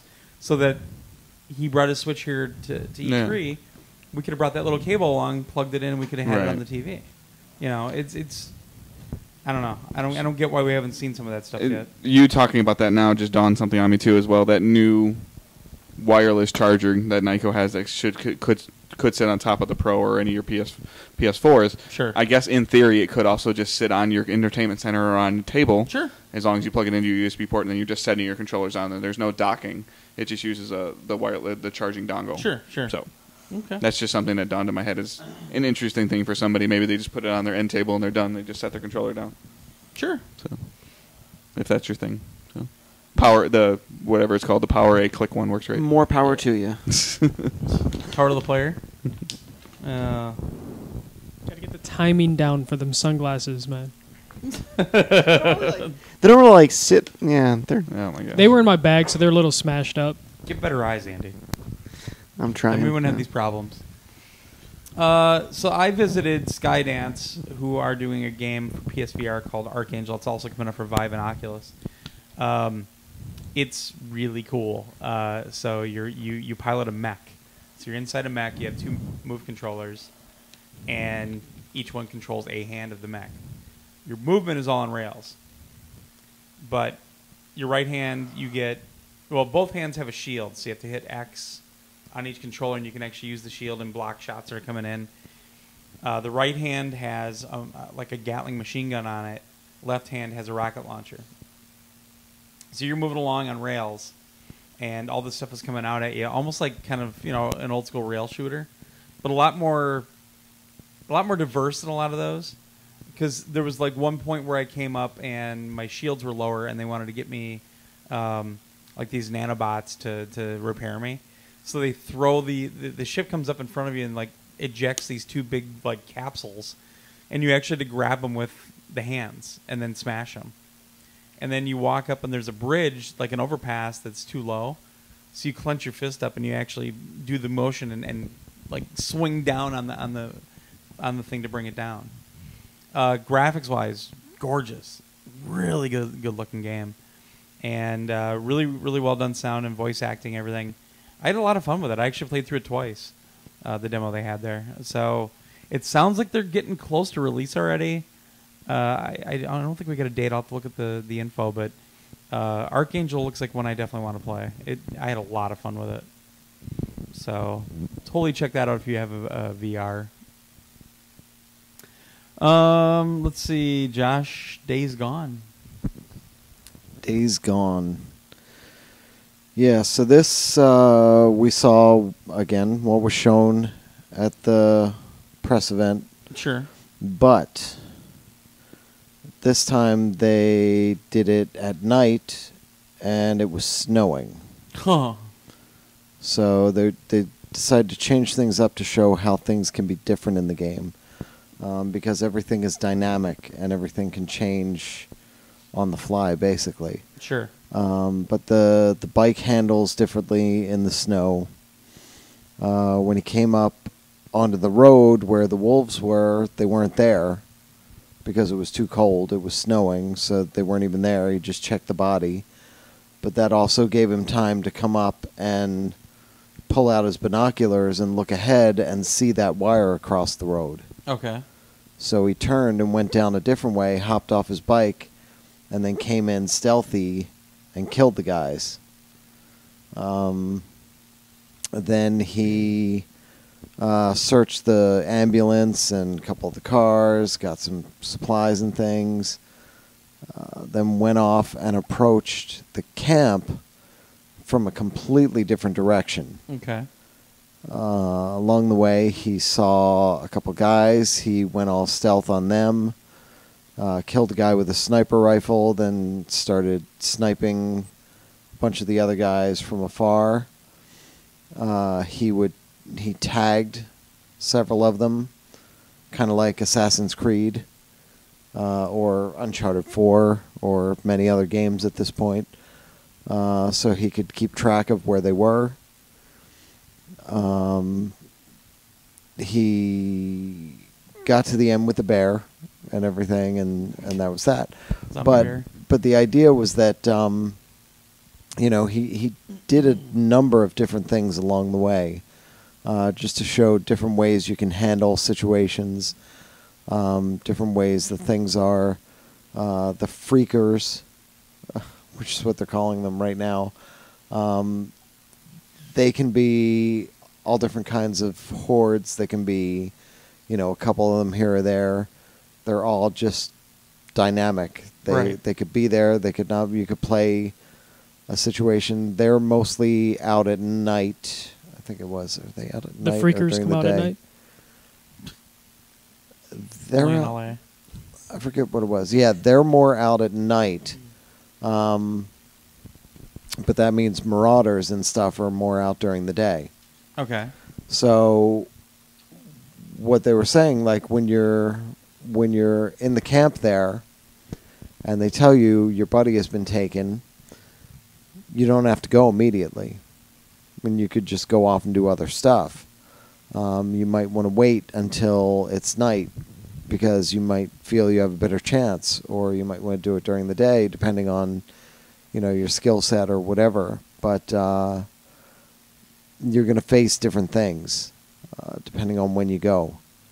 And it was really interesting, some of the stuff they got into. This is another one that I'm going to write up a lot. But one of the things they got into, because we were talking about the sound with that silent sniper rifle, and how he forgot at one point he missed one of the guys and had to charge in and shoot him, and everything got really loud and really violent and everything. Mm. And I said, well, wait a second. If you had gone through there and you had been all stealthy and all silent the entire way through that scenario right up to the end, would you have still seen that bear? And he laughed, and he's like, you're the first person that's asked that. No, you wouldn't, actually. Because the noise is what attracted the bear. So Zombie bear. And the noise is what attracts the freakers and everything. So you have to be careful with that. Freaker bear. Depending on what you're doing. Well, that zombie one bear? it's an infected bear. Did the And end scene play out the same as it did in the press conference, though, where you shot the guy that was holding your buddy? Yeah. So wouldn't that have attracted the bear anyways? Well, if you had played it out differently, if you had snuck up on or if you had sniped that guy from afar, maybe. Yeah, it just looked like it was a cutscene. That's why. Yeah, I mean, but that who did knows look what like the branching cutscene. if it has branching Yeah. storylines? Yeah. But there's other ways to do it. So they were saying, if it's raining and lightning and thunder and all that stuff, that's a good time to just shoot because nothing's going to be attracted. Your sound, light or thunder. yeah, your gunshots are being kind of masked or just ignored because of all the thunder and everything else that's going on. Okay. So there's all these dynamic things going on that you really have to take into account when you go after certain situations. Interesting. Are freakers different than? I think that when you went to one of the appointments, didn't they call them like the horde or the? Well, The they are a horde, horde. That's Yeah, what they were Okay, saying 'cause last year. You were saying that they horde come of out at freakers. night, but everything we've seen, they've Actually, showed them during I think the day. they were during the day. Yeah, Okay. they're during the day, and the other guys are out at night. Okay. It's I couldn't remember which No, one I was it was. just I was getting confused. I'm sorry. Yeah, I just love the freakers come out at night. That's great. but yeah, they're during the day. Okay. The other guys are out at night. They don't eat you; they just come up to you and lick your face. Yeah. They're It was freaks. cool because actually, as he was sneaking up But on, they ride the subway. as he was sneaking up, there was some guy. One of them was chained to a tree by its neck, and there was a guy standing there taunting it. So he got down, pulled out like a bow and arrow, and hit the chain, broke the chain, and the thing just lurched forward and ate the guy's face off. And he came running up behind it and hit it in the back of the head with an axe. So he took the two of them out very quietly. Wow. Very easily. He let the one take the other one out, and then he came in and killed it. So Okay. he was showing us a lot of different a lot of different ways to approach and attack different situations, which was pretty cool to Nice. see. So yeah, there's a lot to that game, and it just looks so good. Cool. All right. Andy, the Metronomicon. Slay the dance floor. That I did. Why didn't Emmer go to this? Just Well, wondering. because it's an RPG. That's mine. Oh, I thought it was like a rhythm game. Well, it's both. No, that's Aw, mine. shit. It's like That's they RPG. saw the rhythm game and the JRPG, and they're like, why not both? Okay. The R Um, stands for rhythm. Exactly. Rhythm playing game. To Yeah. the beat of the rhythm of the night. So, it plays a lot like Amplitude, actually, where Okay. you jump in and there's 4 different note tracks playing, and they represent each of your different party members. And as you play each track, you'll kind of get to a certain point, you'll clear that track, and then you switch to another one to switch to another party member. But Hmm. the whole thing is framed like an RPG, so you're fighting against, the monsters of a dungeon, and when you successfully play like a section, that's how you're casting your spells or doing your attacks. And they've actually kind of worked in a way where you can select which attack you want to do. So certain party members would have a couple of different attacks, and basically you just play through like a successive section with that character. So like my healer, she had a support skill where she would like buff my team, and then if I kept playing as her like at the same time, then she'd do her healing spell instead. So Okay. you can kind of choose like that, or like the mage would cycle between a couple different spells, the fire spell or the lightning spell or the earth spell, depending on how long you played as them before you switch to somebody else. Okay. And so you're doing these things, you're doing the attacks. There's an enemy on the side that you're slowly attacking, and then they can attack you back. So they might hit you and cause a debuff where all your notes like turn dark and are harder to see, or when they're coming down, they kind of like wobble back and forth a little bit. Okay. So yeah, so it was really cool, and I played a few songs. It was kind of set up in like a free play mode, and he confirmed that there in the final game there will be like a free play mode where you can just kind of jump in and play whatever you want. Your party's kind of set up for you, but of course, RPG is about story. So there's this long story about in this world, dancing is like magic. So Dancing is magic. and that's true, just like friendship. So there's some people who are like dancing, they like learning about it, and then there's some communities that don't like it. They're against it because they're afraid of it or whatever. Until Kevin Bacon Yeah, I was comes gonna say along. Footloose. Kevin or- Bacon, yeah. So you'll jump into the story mode. You'll have a few different songs to pick from and play through a certain section. Doing better in the song will get you better in the story, More etc. points. Yeah. And that's the interesting thing is the song is set up so you kind of like fight through a few enemies and then you get to a boss. And because it's more around your gear and stuff, you could potentially even like before the end of the song kill the boss and then start getting even more enemies like optional bosses and stuff and get an even better score like that. So all the normal RPG trappings are in there, raising your party, raising their levels, getting experience, giving them new equipment, all that kind of stuff. But yeah, so it was really cool. I was really enjoying it. They kept like kicking me off to like let somebody else who was there play, and then like that person would get off and I'm like, can I play again? Because especially like the first couple times they had me on like the easy mode, and I'm like, I want to try something harder. Oh, the Yeah. cockiness kicks in. Yep. And they see that he can actually back himself up. And Yeah. Well, you want to get So I played the hardest song in the demo, and I was playing it co-op though, and I did fine. He's making our game look too easy. Get him out of here. That's the dev's like, okay, so that's the hardest song in the demo, but there's harder songs in the game, and so. Nice. Were you but- on a guitar for that one? Was that the guitar one? Yeah, I was gonna get to that. Oh, sorry. But I'm sorry. yeah, so Spoiler. the one thing is there's co-op, so you can have two people who can both be switching back and forth, and there's even like team skills. You raise a meter, and then for a short while you're set to a certain track, and every single note you hit gives you an attack, and if you ace the section, then you get like a big bonus attack, do a whole bunch of damage and stuff. Nice. But as MJC was mentioning, they've even like gone a step further, and you can play with different music instruments.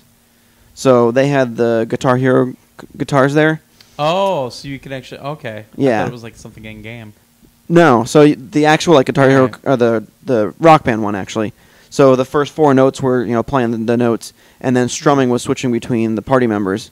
And unfortunately, he goes, okay, so if you want to activate your special, you hit the options, which is like a small button where your palm is. Yeah. And I'm like, shouldn't you do the activating your special to raising the guitar? And he's like, actually, that's how it was, but it broke just before we finished this build, so I switched it back.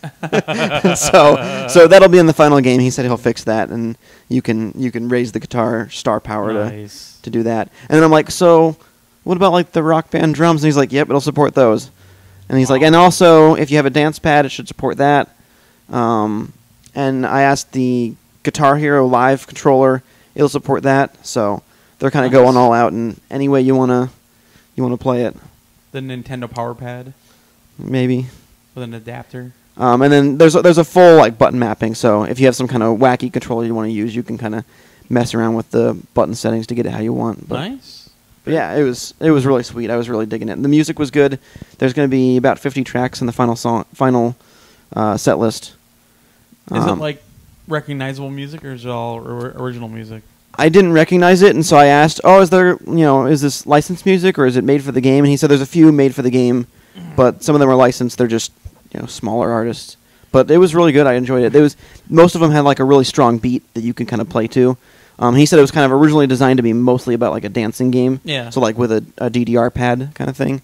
So that's why a lot of them were kind of heavy. I heard they heavy sourced beat, but the soundtrack off of a Spotify playlist they found called Andy's List. Well, I didn't recognize any of the songs Oh, myself, okay. but Well, the dev went home and tirelessly is trying to make his game more difficult now. yeah, exactly. And then he's gonna add some J-pop just for me. Oh man. Oh boy. Put some Baby Metal in there. Yeah. Yeah. Well, we were at a Wreckfest appointment. I asked them a question about something, and they're like, "Nobody ever asked us that. That's a really good idea." It's like- But yeah. We so should put tires on the cars. it was something to do with like 2-hit kills or something like that. Like they're like Oh. speeding up how quickly the damage can be done, and Sure. trying to. And they were Sure. like, "That's very feasible, and that sounds like it'd be fun." Nice. It's like- Dave's first steps into becoming a video game. They go. I producer. said, "You can send me the check." He goes, "No, we'll just put your name in the credit." There you go. but then you can't review the game. Yeah. I think we already know. Conflict of somebody else is interest. doing Conflict that of anyway. interest. Yeah. Chaz? Cool. Yeah, Chaz. Chaz. That'll be his Yep. 200th. Activision. Yeah. So it was Destiny 2, and Josh actually got to play some of it today. So Year I did. you can go first. I played single player on the PC with a mouse and keyboard. Nice. There First is time no I single played player. with mouse and keyboard. First time I played mouse and keyboard in 20 years. Back when Parappa came out. And Last time you played. probably. And I picked it up again pretty well. I died once early on because they were shooting me from behind and I didn't notice it. And I went, oh, crap, all right. And then from there on, I was okay. Sure. I didn't really do any of the special stuff that I could do. And I still don't know how to activate my super on mouse and keyboard. yeah, and I completely avoided melee. But everything else I was doing, I was switching between weapons. I was cruising around. I was killing guys left and right. It looked great. Yeah, well, he it was 60 frames, Yeah, 4K. Yep. Yeah. And he was Um, playing the homecoming mission, which is the attack on the tower. Oh, So okay. the Cabal are attacking the tower, Sure. and Gaul is on his way. Yeah, it was pretty sweet. I really enjoyed it. And then I went downstairs and played PvP Yep. with Dave and a couple of other people. I had a couple of kills, Nice. but I was a bit of a mess. Yeah, PvP in Destiny is not really like a regular PvP shooter. They're trying to evolve in that Yeah. direction now. I haven't really had a big chance to talk about it on a podcast form, but they are changing the weapon loadout and everything like that as well. Right. The mode that Josh and I were playing is Countdown, which is very similar to like a search and destroy mode. And that's the video we put up Correct. Yep. a couple weeks ago. Yeah. Yep. They did not give me an opportunity. There was not any opportunity to capture at the event today, which I was hoping there would be, because they were showing off the Arc Strider, which is the new replacement for Blade Dancing Hunter. Well, let's talk them into it tomorrow. Oh, God, they're going to drink Fireball. Oh God! The only place I don't even want to smell this trash. the only place that I was told that we could capture is in the You can try NVIDIA it booth on if you PC. So, All right. but Well, maybe we'll talk him into letting us capture tomorrow. yeah. So, like Josh said, I was assisting. children. I was playing PV. I played 2 rounds of PvP, one without Josh, one with Josh. That's so that funny. stuff smells terrible. When we went, when we went to sit down, they put us in the seats that were like right next to the crowd that was walking by, and there were all these guys lined up, leaning on the railing. And they, as we sit down, they're like, "Are you guys Destiny players?" I'm like, "Well, I haven't played since the beta of the first one." I said I played a little bit of the first one past that, but not enough. I said, "This is your guy right here." They're like, "Oh, good, finally," because we've been sitting here and it looks like nobody can play this game. Josh was playing as a Striker Titan, so very similar to. I have drink that stuff. It smells Yeah. awful. I have a vague memory of when Josh was playing Taken King in the Activision booth of taking my headphones off and assisting him, and I had to take the headphones fun off with during this Crucible match and assist him again while I was sitting next to him because we were very close to winning the round, and he had a super and he did not know how to use it. He finally found the button where he can put his finger in the end of the barrel of the gun, like a Well, cartoon. the Striker Titan, and there's gonna, I broke some of it down, and there'll be more, more breaking down. But the Striker Titan in Destiny 1 was a Fist of Havoc, Right. area of effect smash attack Right. that was literally like a one and done. Right. And now it is what they are calling, the gaming community calls a roaming super. So you have the ability to do your Titan Smash, and then your supers are on a timer now. So like whatever you can do within the time frame, you are so you could do multiple smashes, or you Right. could be infused with arc and running around and shoulder charging things. Right. So Something else that you can see in the video that we posted up on Yes. youtube.com/psnation. Yes, I would like that to have as many hits as Josh's Crash video. Please tell me how Oh, bad I shit. suck. Yeah. If you watch his Destiny videos, you have to tell him how bad he sucks so we can try to match Yeah. all the comments on Josh's Crash Bandicoot Oh, hell yeah. Insane Trilogy video. So like the changes and there more stuff is going to come out. I don't really understand. When Destiny first launched, and I knew it was a new IP, and they had this agreement with PlayStation, they showed all the cool stuff and they made all the announcements through Sony. And now, like when I was on my way home from the press conference Monday night, they're like, "Oh, by the way, this is happening, and this is happening, and this is happening." I had a little talk with a couple people at Sony today about the fact that they were announcing all this crap an hour before the press conference when we were all in the arcade or getting seated. We didn't see any of this crap. Right. And I said that's kind of silly when all the people that are going to report on this stuff are the ones that didn't see any of these announcements.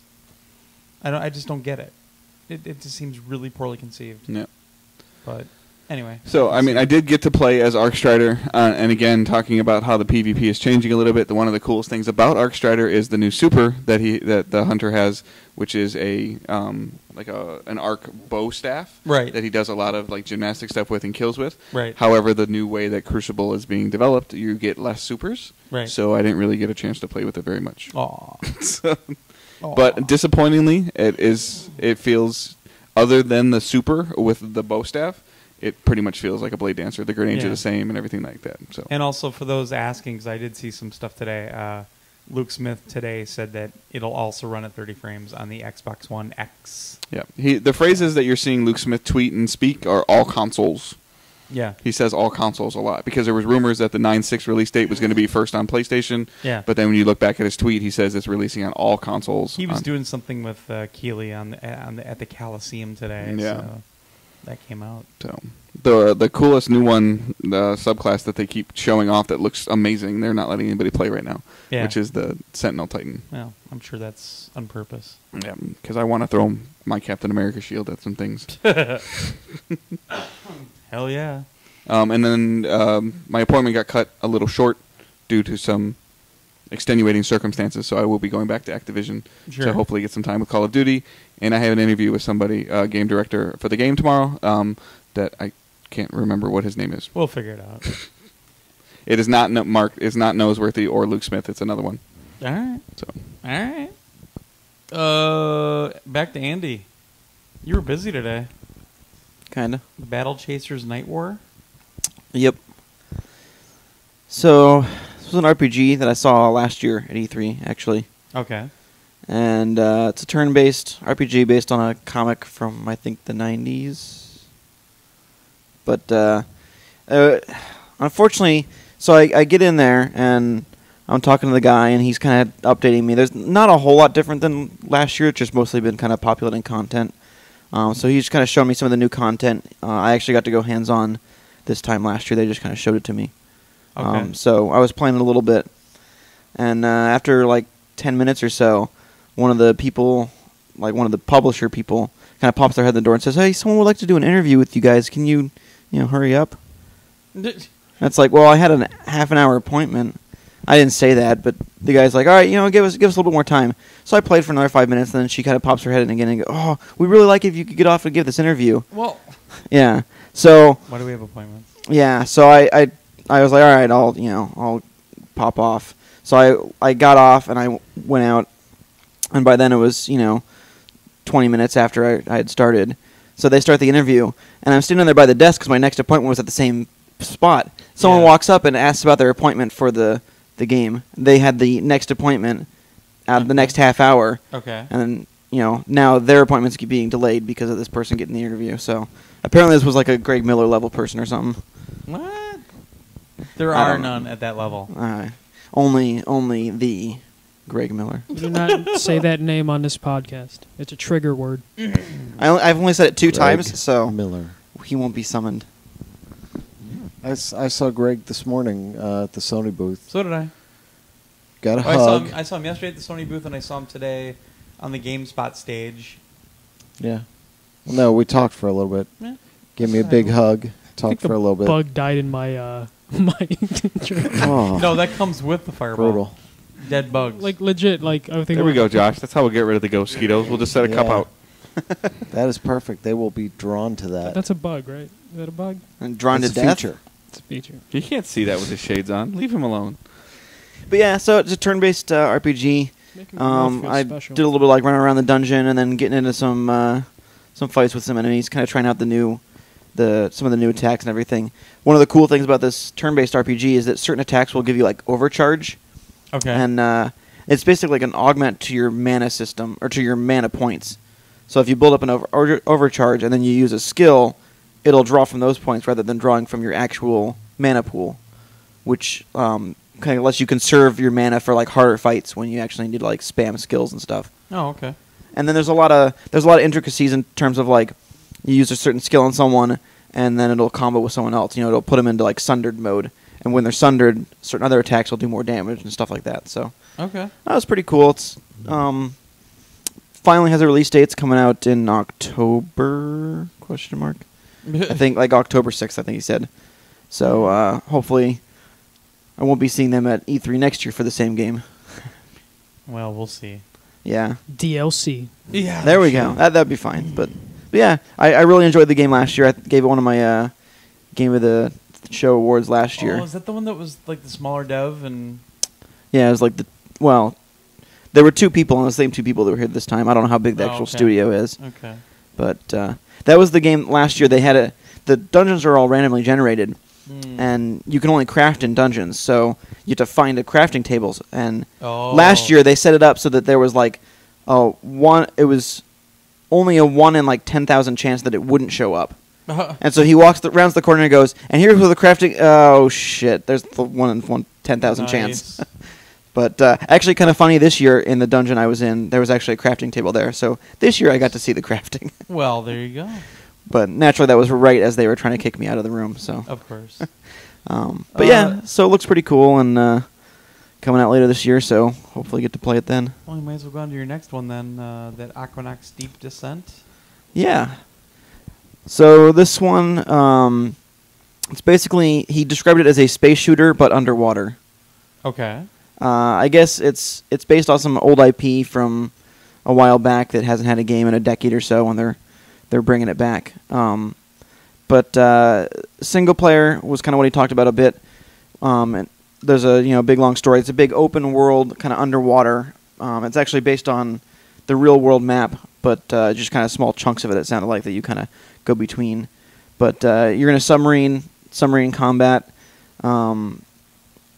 Big system about like hitting enemies in the right spot for doing more damage, and then a huge tree of upgrading. He was kind of showing me upgrading all the different parts of the submarine and how they affect all the different stats. The turn speed and how fast you can go and how much damage your weapons do and all that kind of stuff. Sure. And then kind of talking about there's a couple different classes of submarine even, so they kind of each one lets you focus in one direction, and then even more with your equipment to kind of figure out how exactly you want to take it. Okay. And then after kind of showing me some of the single player and going through some areas, we kind of briefly jumped into multiplayer.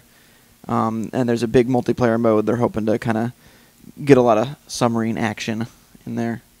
And the one thing that I thought was kind of weird is I asked if the customization carries over into the multiplayer. Like, can you customize your submarine and then go into the multiplayer and play with that submarine? And he said that actually once you're in multiplayer, it's basically just picking from like 10 different ships or something. Oh, okay. Which was, I think, a little bit disappointing.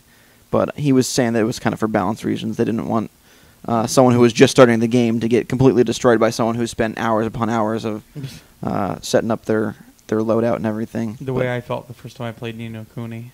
And I was just obliterated in a couple minutes.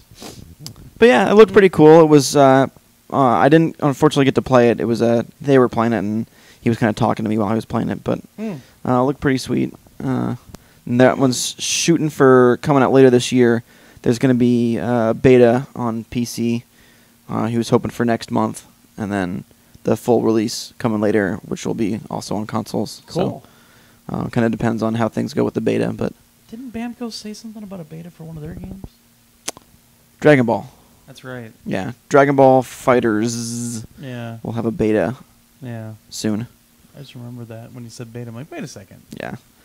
I remember that too because I even wrote it down. And Yeah. then I haven't didn't looked at my get notes. the website written down. But, oh well. But yeah, so that was Aquanox. Cool. Well, so I was at this appointment with Alienware, and that's where I saw Chris from RP Gamer. He and I just ended up sitting next to each other, and it's running long, and I'm like, I really need to get to my next appointment, which is Knack 2. So I get up to go, and I'm like, I'm really sorry, I gotta go. I got another appointment. I walk out of the South Hall, and the PR manager calls me. She's like, are you still coming? I'm like, I couldn't get out. And where Alienware is, it's kind of off on the side. So effing busy that I had to actually go like loop all the way around just to get past the crowd because it was just a glut. So finally get over there, and I thought it was a regular, appointment like we usually have at Sony, where you walk in and it's a bunch of media. No, it's Mark Cerny's just sitting there in the room alone. I'm like, God damn it. So I was like 5 minutes late. I felt really bad about it, but I got to play co-op Knack 2 with Mark Cerny and explained some stuff to me, which a lot of it I already knew because we talked to the producer yesterday and played some with him. But yeah, it's pretty interesting how they're doing a lot of things now. They've really expanded a lot of the mechanics that were in the first game. They've expanded the moveset.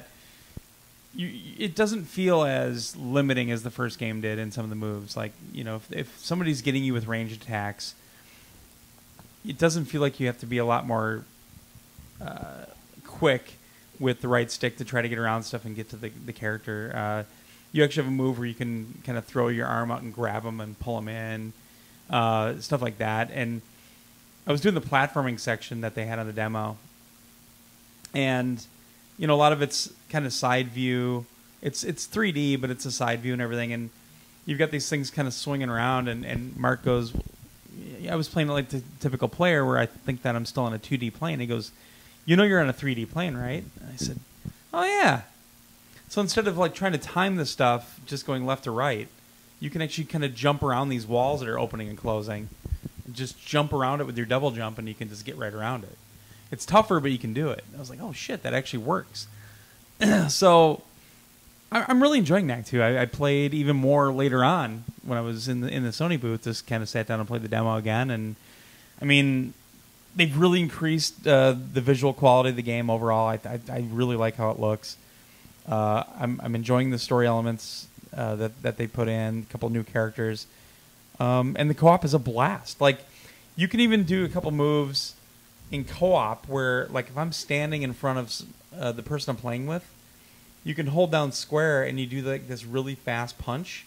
If I'm standing in front of him, it'll actually fire out all the shrapnel, so that if you're being attacked by a lot of enemies, it'll slow them all down. Or he can hold circle, which is a kick move, and it kind of makes you a bullet that just flies across the screen. You can take stuff out. So there's actually like real cooperative gameplay in it where you can use each other as weapons.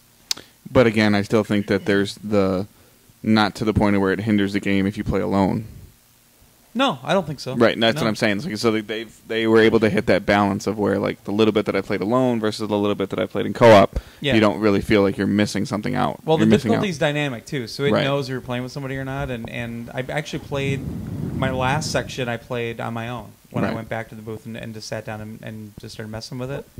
I like there's these super crystals that pop up every now and then, and if you bash that, you get these swords. Like your arms turn into swords, and you have this really good ranged attack. And I like the fact that, I mean, the co-op in the first game was kind of cool, but you were pretty limited as a second player, whereas now you're just a clone of Knack. But I like that you can hit our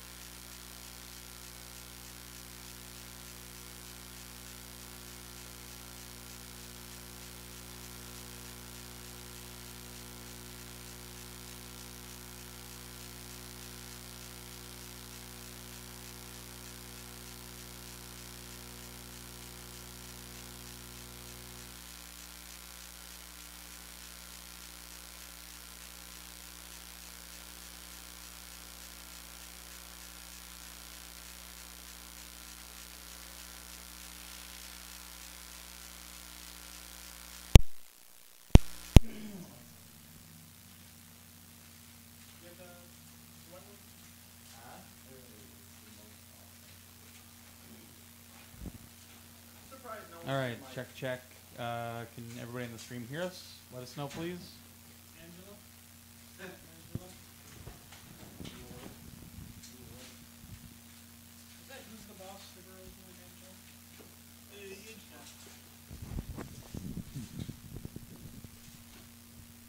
Nick and Knight cultured me so much. What is that called for you tonight? Anything? When you upload? What is that called? They were. Tonight? Does it just stop and start again? I'll have to do 2 separate. Tony got It'll take me around. about 20 minutes longer. Because I have to do 2 files now. I have to mix down Mona. the file. Mona, right?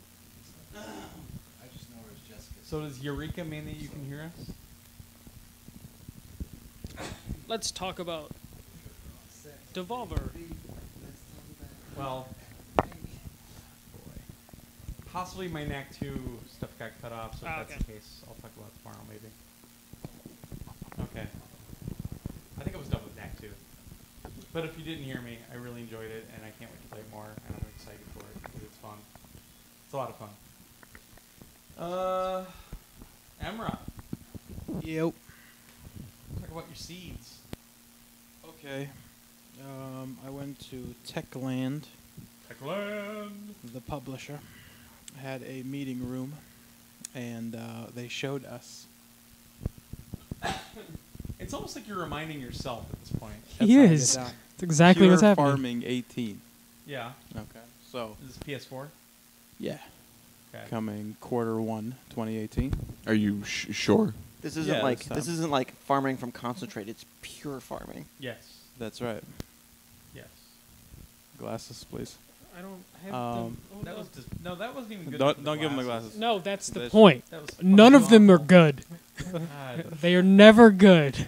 So, as far as I know, the sole competition for farming simulator. I Anyone? believe you're correct. Anyone object? Besides, well, there's probably some weird PC-based like farming world or something, but you never know. All right. So we had some Farmville. charismatic presenters that almost made a farming game look fun. Almost, you said. Almost. One of the big things they focused on was the licensing for the equipment. So I didn't see a John Deere, but I saw Those other are all names. about. That's what all those farming games are all about. The Yeah. equipment Licensing? licensing. Yeah. So they went into Did you see any Husqvarna? no. I almost bought a lawnmower one time with that name, but it was too Yeah. much. So some other recognizable names that I don't remember, but I know I've seen them. Grass cutter. And we went into Harvest picker. the detail on these things and how they were reverse engineered by the studio people so that they could be put in the game and depicted accurately. So they took a tractor apart. Maybe not all Wow. that, but You're gonna need a big wrench. so that was one of the big things touched on. The other thing was the locations. So we're You mean talking about farm fields. yes, those, Okay. but all around the world. So we're talking Oh, about wow. grapes and olives from Italy. Okay. We're Those talking famous about farms. coffee and cocaine from Colombia. Pepperidge Farm? Maybe not cocaine, but you know what I'm saying. The It's a plants that are indigenous to those areas, you can go there and harvest them and all that stuff. And they also touched upon how they have 3 game modes, all focused around how much time the gamer has in his or her life. You know it helps if you talk into the microphone a little bit lower. Right here. Yes. So Instead of doing this. Yeah. I'm talking to the microphone with I wanna it's up by my forehead. visualize. You can hear me, right? So, taking into account how much time the gamer has, you have a couple of separate modes. If you can't dedicate, your whole big campaign type hours to my first farm mode, you might play one of the other modes. Is it called that? Yeah. Okay. Yeah. So it's kind of like maybe like a road to the show type thing. You start in the farm system? Oh, Yeah. where's the sunglasses at? So that's it. There you go. I don't think I can put my big head. Keep going. So about a 10-minute PowerPoint type presentation about that, and then we moved on to Oh, actually, that's nice. for the light bulb. I'm serious. I have a They suit you pretty well, yeah. Yeah. Just keep them on. You have to punt every 5 minutes, though. Was that game Farm Fresh? I am on it. You pass the glasses. The game was far and I'm fresh. not giving these up now. Pass it back, dude. Because that son of a bitch is right He can keep. All Well, just right. imaginary. You got an answer for that, Pop? See, unlike being on stage where you have bright lights in your eyes, at least you have gels at that point. This is like burning my retinas. We moved on to more Dying Light. So they started that presentation with a really? bunch of. They had Dying Light in there too? I didn't know that. Yep, and they. So originally this... Damn it! And you took that appointment from me. Well, we didn't get to do anything with it. Was supposed to include a remake of a PS2 game that I was kind of excited for because I like the series, and then it got canceled like a week ago. So they said that a lot of people were kind of dropping out of it. But there was still some stuff in there for PlayStation, so I wanted to have someone go to it. Cool, that was me. Yeah, that was you. So, for Dying Light, we started with a bunch of stats about how the community is still so very involved. Hundreds of millions of zombies killed, and all of these stats that they showed us from all the player data. Okay. And then they went on to talk about reasons why they decided to continue support. And then the big kind of aha moment. Because zombies, bro. Oh, yeah. Yeah. The big reveal was that they're going to do 10 DLC packs over the next year. So 10 DLC packs over the next 12 months. And all of that completely free. Okay. And then I started a slow clap. Did they drop the mic too? No, he was just talking. Oh. All right. So Can we drop these mics? Please probably not. They cost money. So no real We'll have to details. take you up to the roof and drop you. And we still need to feed Emra. You're the mic. Give him the. Oh, give it. You're the mic. That's two, bro. That's two. He's the mic. Okay, so talk that shit. Give us a pun. Damn it. I can't just come up with a pun. It has to be organic. You know, like on those farms. Whoa! Give him that shit back. Jesus. Where's the rapper with these battles? He's waiting to Guys, drop them bricks for Lego. You guys are pathetic over there. Josh has secretly fallen asleep. We just can't tell. Fuck yeah, at least 3 times. So no real details, no real gameplay. Not a lot by way of that. Just just kind of slides, and a guy with an accent talking. Yeah. So in the they're from like not Poland. I think Techland is Polish, or whoever the devs are. Techland is, yeah. Techland, yeah. the Pure Farming Simulator, what's it called? Is that what Pure it's Farming 2018. called? Did they talk about mods at all? Because Farming Simulator has mods, right? I thought They did, do, but it was yeah. Not on console. It is on console. Oh, no, I'm Farming saying, no, not No. Pure Farming Farming. Simulator We're talking has about Farming mods on I Simulator. console. know this. Yeah. I'm saying this one. I think they have them, but not on Yes. console. I'm just wondering. Okay, we'll get I'll careful. You can only I confirm read things some with about it. Word. Okay. I might be wrong. So what about? No, I told him he has to say Word when he confirms things.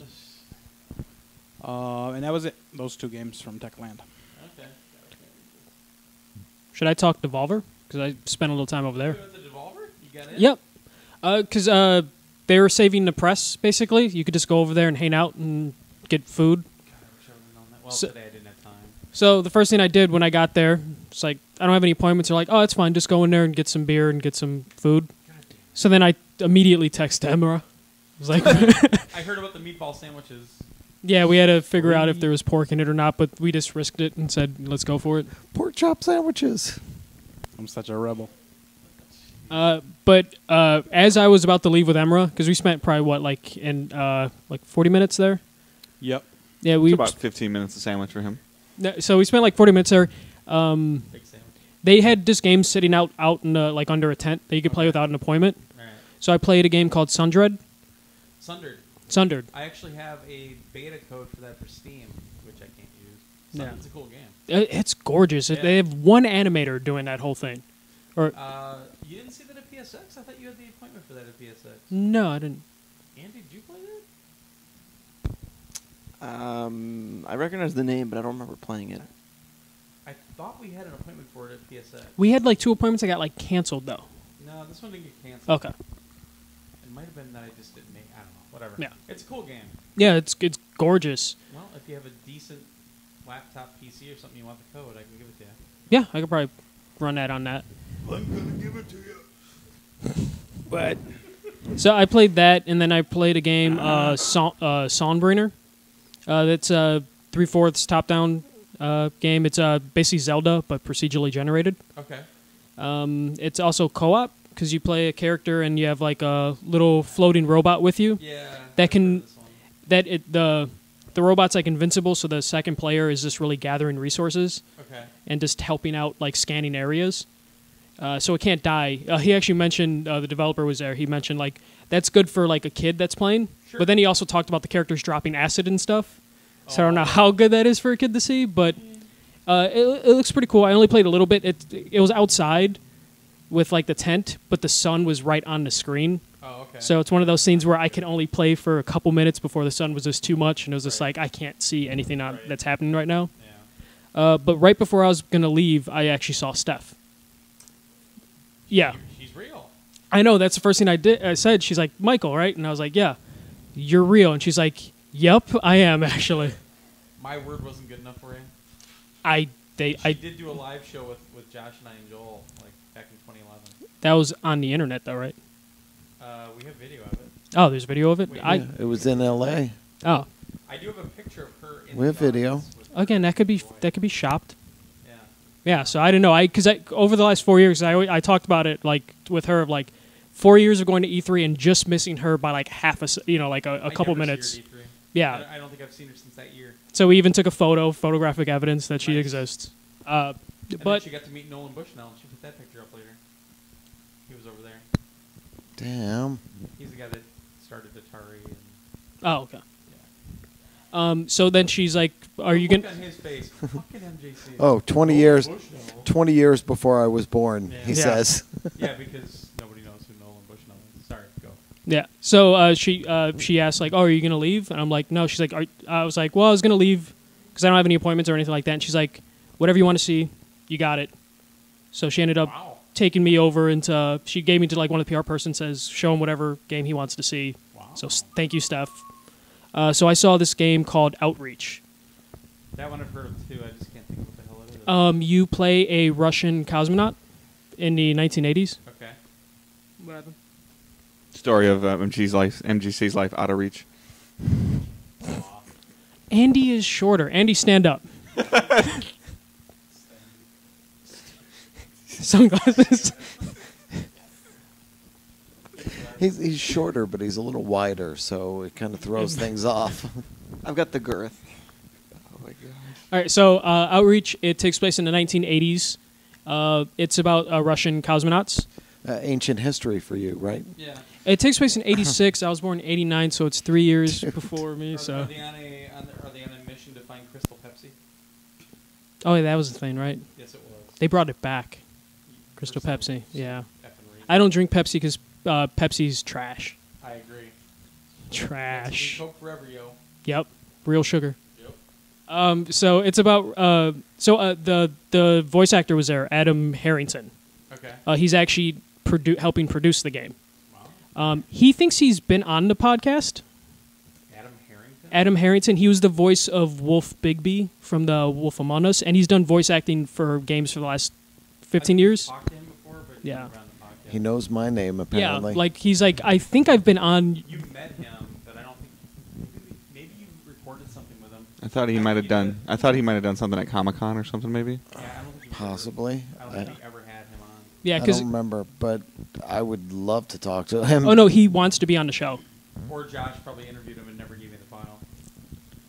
Well, Nope. like I talked to him, and then I mentioned he was like, oh, PS Nation, like that's familiar. I think I've done something with you guys before, and I was like, no. So then I named the names, and I mentioned Josh's name. Like he was like Glenn. He's like, no, that doesn't sound too familiar. I mentioned Josh, and he's like, okay, I think I know Yeah, that name. That guy. He's Yeah. You probably met him at Comic-Con. The guy with the hat. Yeah. Probably. Yeah. Yeah, it was- Hat.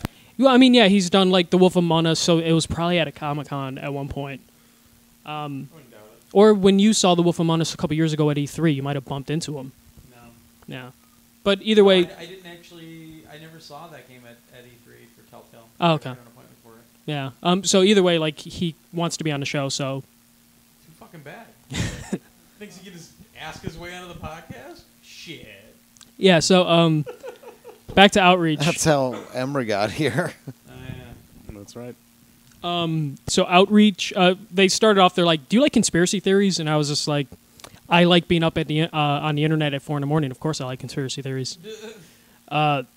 It's about the conspiracy theory of the lost cosmonaut, which is basically what if Russia had sent astronauts to space before, like if they had failed missions or something like that. Wait, one more time. What did you say the guy's name was? Adam Harrington.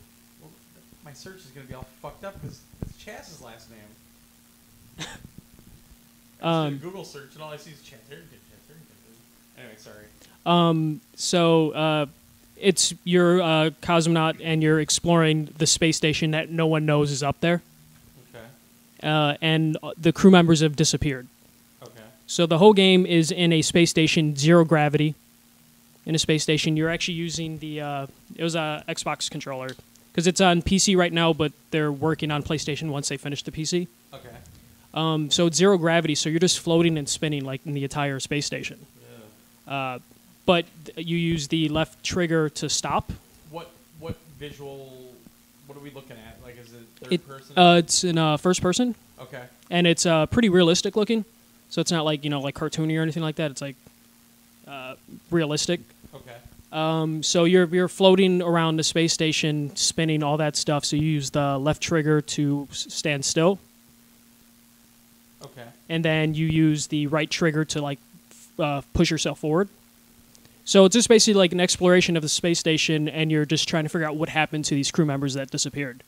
Okay. Look at that. People are saying that you're low. I'm low. Yeah. I'm low. No, looks fine. How low can you go? How low can you go? People need to open their ears. I was trying to turn it so you could see it. So. Oh, all right. Okay, so I was probably holding the mic like way out because I was trying to find this Adam Harrington connection, which I didn't find. yeah, so you're basically just exploring this space station.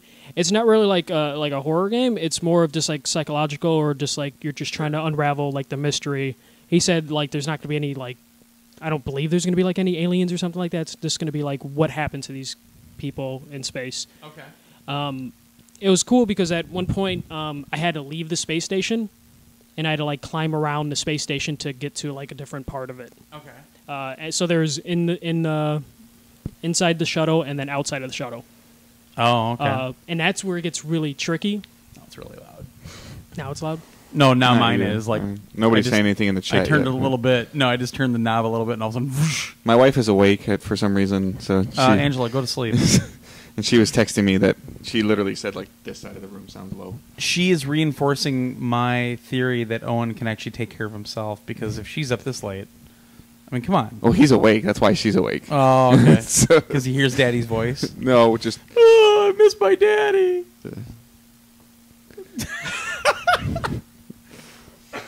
You just got owned. Yeah. it's all good. Wait, what?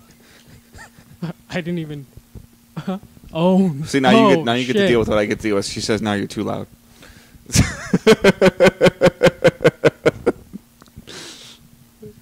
I'll just hold the microphone farther away from my mouth. How about that? All right. Sorry. No, we're good. She didn't want you to be upset with the recording. That's all. I don't give a fuck. I don't. So there's like crazy realistic, not like crazy like platforming outside of the space station, where you're floating around and then you have to make sure you like launch yourself to grab like handles around a space station. Oh, yeah. I've It's, seen this game. Grab Okay. handles around the Yeah. PlayStation. It's really difficult, and it's really nerve-wracking when you're out there because there's nothing holding you to Right. the space station. So if you miss that the handle, you're just going to fly back, You're and just then gonna you're float. dead. The game does checkpoint pretty good. Of the last handle you grabbed is where you'll respawn. Oh. because I did die like 3-4 times, just because it is really hard to deal with. Especially it took a while to get used to floating. Hard to get a handle on it, right? Yeah. Take them off. Okay, toss them. Now this ought to be interesting. No. Just wait for I him to put 'em approve of on. tonight. Everyone's getting in How on did it. these It's become good. the pun glasses? I made that yesterday, and it just stuck. Oh. 'Cause, well, it's almost Dope. like during the day, like when we're at a store or something like that, and like Andy wants to pick up a $2 candy bar, MJC's like, "I'll buy it for you, but you got to eat like 4 puns tonight." Yeah, so that's what I've been. So and I don't even give him a choice. I just tell him like, I got it, but you have to eat your next pun, Oh my god. and then he does, and because you can tell, because his face just wants to explode when he has to hold one in. Yeah. Oh, it's really cool. They're going for like he kept saying like historical fiction, like they want to keep it as realistic and accurate as possible, but also play around with like the conspiracy theory stuff. They actually went the extra mile with like the music, where he said the composer who lives in LA actually had 2 1980s synths from cool. Russia sent to LA so he can shit. compose the whole soundtrack on them. So they did stuff like that because they want to be as authentic as they can be with the game. It just sounds really cool. And again, they're hoping to have it done for PC at the end of this year, and then work on the PlayStation later For the on. next 4 years. Yeah. Tell them about the dillies. Oh, yeah. So they had Genital Jousting there. Oh, I saw some pictures of the controllers. Yeah, but Emmer didn't want to play because of the controllers. Oh, you wuss. Oh, come I would have played on. with the rainbow one. He didn't want it. He's like, I'm not touching that flesh-colored one. Yeah, so for people that don't You know, wuss. the controllers for this game that they had set up were all big dildos. Yeah. Like, big. Yeah. I'm trying to think of who put the picture up there, but I saw the picture on Facebook and just started laughing. Yeah, That game is hilarious. It is. I It's have pretty it on my messed up. laptop if we want to play it later, and it supports DualShock 4s. You know, we're talking about playing genital jousting, and we're 6 dudes in an apartment. It's the only way to play it. Yeah. Oh, you're playing it, Dave. First guy to put his fingers to his nose plays automatically. No, I'm going to show you that game later. It's great. I've played it. No, I'm talking about Emra. Oh. Because they didn't have it running because no one wanted to play it. He's going to show you how Oh to my genital joust God. later. Serious? Yeah, like they had the dude. If I Oh touch my that gosh. means I'm gay, right? Yeah, they had like a dude, there was like a couch in front of like a big projector, and they had the controllers there, and the guy was constantly telling people like, "Want to play?" And everyone was just like trying to like look away. Or just, like, Oh no. my god. Like I'm sure if I would have like just been like, "I'm gonna play," maybe people would have joined. I mean, there is one fear, and that is that somebody's going to take pictures of you doing it, and you're just like grabbing onto these big. I'm walking in tomorrow like this, Okay, and I'm playing. Okay, can we have? I'll we give can you get $1 them to do a PS Nation genital jousting competition tomorrow. I'm walking in tomorrow like this, and I'm playing. Okay, no, I will go with you. Absolutely. Then. We'll eat meatballs and play genital jousting. That's terrible Balls phrasing. in your mouth with genital jousting. Are we Oh, not doing yeah. phrasing anymore? I am playing Wow. like this. Absolutely. All right. I probably will go back to Devolver tomorrow. 'cause Maybe they have I'll more just stuff. periscope that for the I'd like entertainment. to, of but the- I don't know if I'll make it. What's that? I say maybe we'll periscope that for everybody else. There you go. Or well, we'll have the video camera tomorrow, so we yeah. can have some high def action. Yeah, we'll send 4K some. genital jousting. Well, the camera doesn't do 4K, but it does damn good at 1080p. Do we have 4 cameras? That's like 4K, right? Oh my God. Just put them over Give him the each other. sunglasses. Give him the sunglasses. That wasn't even a pun, but okay. It was just bad though. It was so stupid. So these are pun and dad jokes. Glasses. Those are pun glasses. Okay. Yeah. Okay.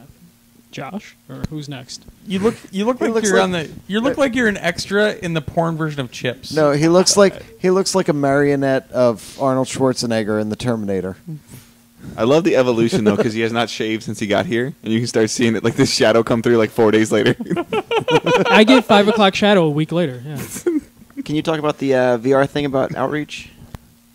I don't know. You Okay. don't know that Vague. you can talk about it or not. I don't or- because it was one of those things where it's not going to happen. Oh, But they tried. okay. But the zero gravity thing is really hard to do with that game because you were constantly spinning Okay. in that game. So they said they were Oh, looking yeah. into it, but like they were going to do it on Oculus, but how Oculus has a rating of like how sick you're going to get, Yeah. they were hitting the lowest rating for Ah. sickness just because of the way the game was built. Sure. So That makes sense if you're always spinning around and everything. Yeah, but Adam Harrington says like I'm a PlayStation guy, so that was one of the first things he tried pushing until they started to work on it and were like, we are going to make people So maybe sick. he threw up playing the game. Yeah. Nice. So it looked like they looked into it with like the Oculus, but the rating was too low to even try. Because I didn't know Oculus even had like a rating scale Yeah. thing, but they do, and They were the ones that kind of established that. I think everybody else uses that now, but or something like it. But that was one of the first like core things that they had out there for like kind of the VR rules. It's almost like the laws of robotics, you know. It's the laws of VR via Oculus. Yeah, one of the funny things he mentioned, he's just like, yeah, you know how he's like, you know how voice actors are on strike right now. Yeah. He's like, well, since voice actors don't get residuals on games, I'm just going to start making games now. Not a bad idea. So that's what he's doing now. Now he's a producer on video games, Sure. which is actually like a really good idea. So, Definitely. yeah. Nice. Is that it for over across the street at the Hooters parking lot? Yeah, they had a cider. Ooh. That was good. Had one cider. They checked the shit out of my ID. I don't blame them. they're like, I was like, can I get a cider? And they're like, yeah. Where's your dad? No, the first thing he says, he's like, did you just turn 21? And I was just like, nah, I'm 27. He's like, all right, I got to see that ID. I showed him the ID. Then, of course, assholes behind him is like, you better check that real good. And then he's just like shaking it, like putting it up to light. I'm like, Shaking it? What? Yeah, he was just like, Was he like trying to dry the ink for you? yeah. And it was just one of those things where it's just like in my head, I'm just like, I just replaced the ID that got bent from like 3 E3s ago. Oh yeah. Because I forgot where we were, where the guy just like bent I think when we went to the like Bethesda party, I think so. Yeah. one of the dudes just like bent the hell out of my ID, and I've had that ID bent for like 3 years. And I just got that replaced. Jesus. Cider. Oh, Heading for the old mill. No, we're not. Well, let's go to the old mill anyway. Get some cider. Angry Orchard's great. Oh my god.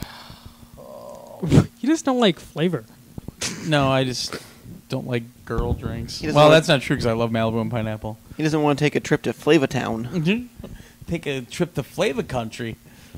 Em and Jason, Jason. Hey, Jason. What about Warner Brothers? Jason? Jason. I was gonna hit X later and try to get Jason. You start, Okay. since you showed up late. So what? To the appointment. No, not at all. What time did the appointment start, Emra? 4:15. No, 4 o'clock. Nope. It actually started at 4:15. Really? Because it's on It the calendar. started at That's 4, bullshit. but you showed up late. Nope. I was there at Here's the 3:52. Here's the calendar. I was entry there right at 3:52, Here's the calendar entry right here. It and says I 4 got o'clock. into the theater for the 4:15 showing. Oh, the theater showing was at 4:15. Mm-hmm. But the Yeah. calendar appointment was 4 o'clock. Well, that calendar is bullshit. No, because the calendar reflects what the email says. That is the Torgo calendar. You do not send that name. Excuse me. Wasn't an attack on you. That I think it whiskey was, just actually. hit hard. That was a direct shot across my That bow. pork and whiskey went to his head. Gonna RPG your copter later. So tell us about it. This thing is not going up until like tomorrow night. By the way, War Shadow it's Mordor. midnight. There's no fucking way I'm staying up to edit this thing tonight. Mordor. Shadow of War. So the live stream viewers are getting exclusive. They are. They're getting a Microsoft daily exclusive. Yes. Yeah. Yeah. Because it's timed. Timed exclusive. There you go. Damn it, Yep. Andy. Yeah. That wasn't really a pun. No, shit Take that jokes shit. now too. Apparently. Take those glasses and shut up. All right. Tell us about it. Emma and Hey. Dave are the only one not to wear the Middle glasses Earth, yet. Shadow of War Remember War is a what little it's called. It's the sequel to Middle Earth, Shadow of Mordor. There's a lot of So- shadows in that place. Yeah. So, you know, it has all the bells It's and a sequel to whistles that a Dying Light. sequel would have. It's looks better. Take them off, put them on again. Hurry up! I want to go to So sleep. they keep interrupting me. Okay, so the big focus We was still gotta talk about Lego. You ain't going to evolution of the Nemesis mode, Nemesis system. Nemesis system. Yeah. Right. So that was a big thing in the first one. All you guys familiar with the Nemesis system? We are Yes, sir. for this particular instance. We all are I see. completely. Okay. Just keep it moving. I got It's a you. Resident Evil boss. Completely. Okay, yeah. So, basically, this time you can recruit and keep some orcs on your own side. So you have an army that you build for yourself through the Nemesis system as well. And you can use the ring to influence them too. Yep. You take over them and all that stuff. I pay attention. So they showed us, and we got to play a sequence where you have an orc kind of empire type of castle camp out place thingy, and you are attacking their base with did your you say orcs. camp out castle? Yeah, A you get camp what out I'm saying? castle Like a base, I guess. that you camp out in, Yeah, overnight. like with Boy Scouts training, like a Boy Scout training facility. An orc RVs. Yeah, and they get their merit badges for being orcs. Yep. Second, I thought Andy was getting the For making glasses ready. s'mores. Get a good scout. So like, you pun can somewhere. give it to him. So you can basically attack their base. And you're gonna give it to you. What? You're doing. Okay. Anyway, So so when you're done camping out, yes, you attack their base with your own orcs, and they have a couple of I don't know what you call it, chiefs or lieutenants under the boss guy. sure. And you can Now it sounds make like the mob. Yep, kind of like that. You can make it easier to attack the base by taking those guys out first. Sure. You can analyze their weaknesses. You can use points on your skill tree to make yourself have things that are strong against those weaknesses. This is all stuff from the first game too, right? No, not the attacking the base thing. Well, but With the attacking weakness, the base strength camps was, thing. you could do that. Yeah, you could do that. But this time you have like a whole nother element to it. Okay. By assigning those same strengths against those weaknesses to Sure. your own guys. And even during the fight, you can recruit them if you'd like and have them fight on your side right on the spot. You know how you do that? Oh. Ziploc bags of candy. That's a Langford thing. Well, It's a Scout So original too. although, side note, I took the Sony PR managers some chocolate today, and they were like, "This is awesome! This is way better than lollipops." It's women; they love their chocolate. Just saying. It did well for us. Look at him over there, not saying a word. He's just got his sunglasses on, making his little. You need like your crew around you now. Sit around and drink some. He's got right Yeah. there. But now you need some really shitty overpriced Josh vodka. Langford in the When I put the PlayStation bag of All-Stars. candy with the card at the Nyko booth, she's like, "Oh, you're back." Yeah. Jesus. All right, sorry. Go ahead. I'm sorry. No problem. So after that, we got to watch it, and then we got to try it, and the person giving the demo was way better than me, so I died a bunch of times. Well, I would hope so. They probably played it And for. they actually died once, too. Oh. Right on stream. Some scary stuff. But she came back, she killed it, and then we gave her a round of applause. I tried to do it the same way. It failed miserably because there's so many different variations on what could happen. The guy at the top, he kind of influences the base, so it looks different when you enter his den depending on how he was brought up through the Nemesis system. So Sure. if he's scared of those big dog-looking things, the Karagors, they won't be in his base. He won't be riding one. Things like that. I just want to know how much walking is in this game. You can ride the Karagor. You Yeah. can fast travel. A lot of walking, probably. You got some walk. You got speed bursts when you're a wraith. What's that? We can take the ring off and throw it in the volcano. You walk for like 8 hours. You take the ring off and you just look at it, and then you throw it in the. Here's throw it the in first lava. movie. Yeah. So Watch that was about Clerks it. 2 sometime. All right, Then I met you guys at the media room. Warner. Yeah, the reason you got in is because I dropped all that candy on them. Score. Preach, No. DJ Jazzy Trevor. Actually, the girl there, it's the same girl at the desk. She knows me, and she's like, "You did it again! Yes, I love this candy." Nice. She's so excited. But so I was there looking at the 3 Lego games that are available. Wow. Just go into that cookie jar. Yep. Can I go to bed? And No, you can't. well, I wanted to talk to Arthur Parsons, who is now running all of this stuff. You just thought that he had another exclusive toy for you. No, I know there aren't any going on this year, but he was at a PlayStation live stream at the time I was in the booth, so I was like, I'm not going to get to see him. So I sat down to play Lego Marvel Superheroes 2 first, and the opening cinematic was pretty spectacular. Yeah. Just the work they did on it is insane, and it's all Guardians of the Galaxy that you start off with and everything, and I played that for a little while.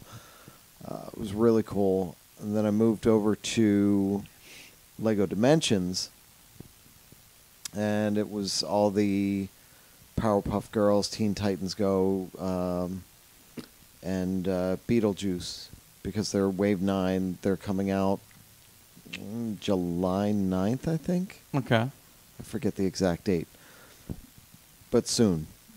So I was talking to the guy about that, and he was all excited because I know Lego Dimensions. I have all the Lego Dimensions, and a lot of people that come up to the booth, he has to explain a lot to them and how it all works and everything. So we were just messing around in there and discussing all that.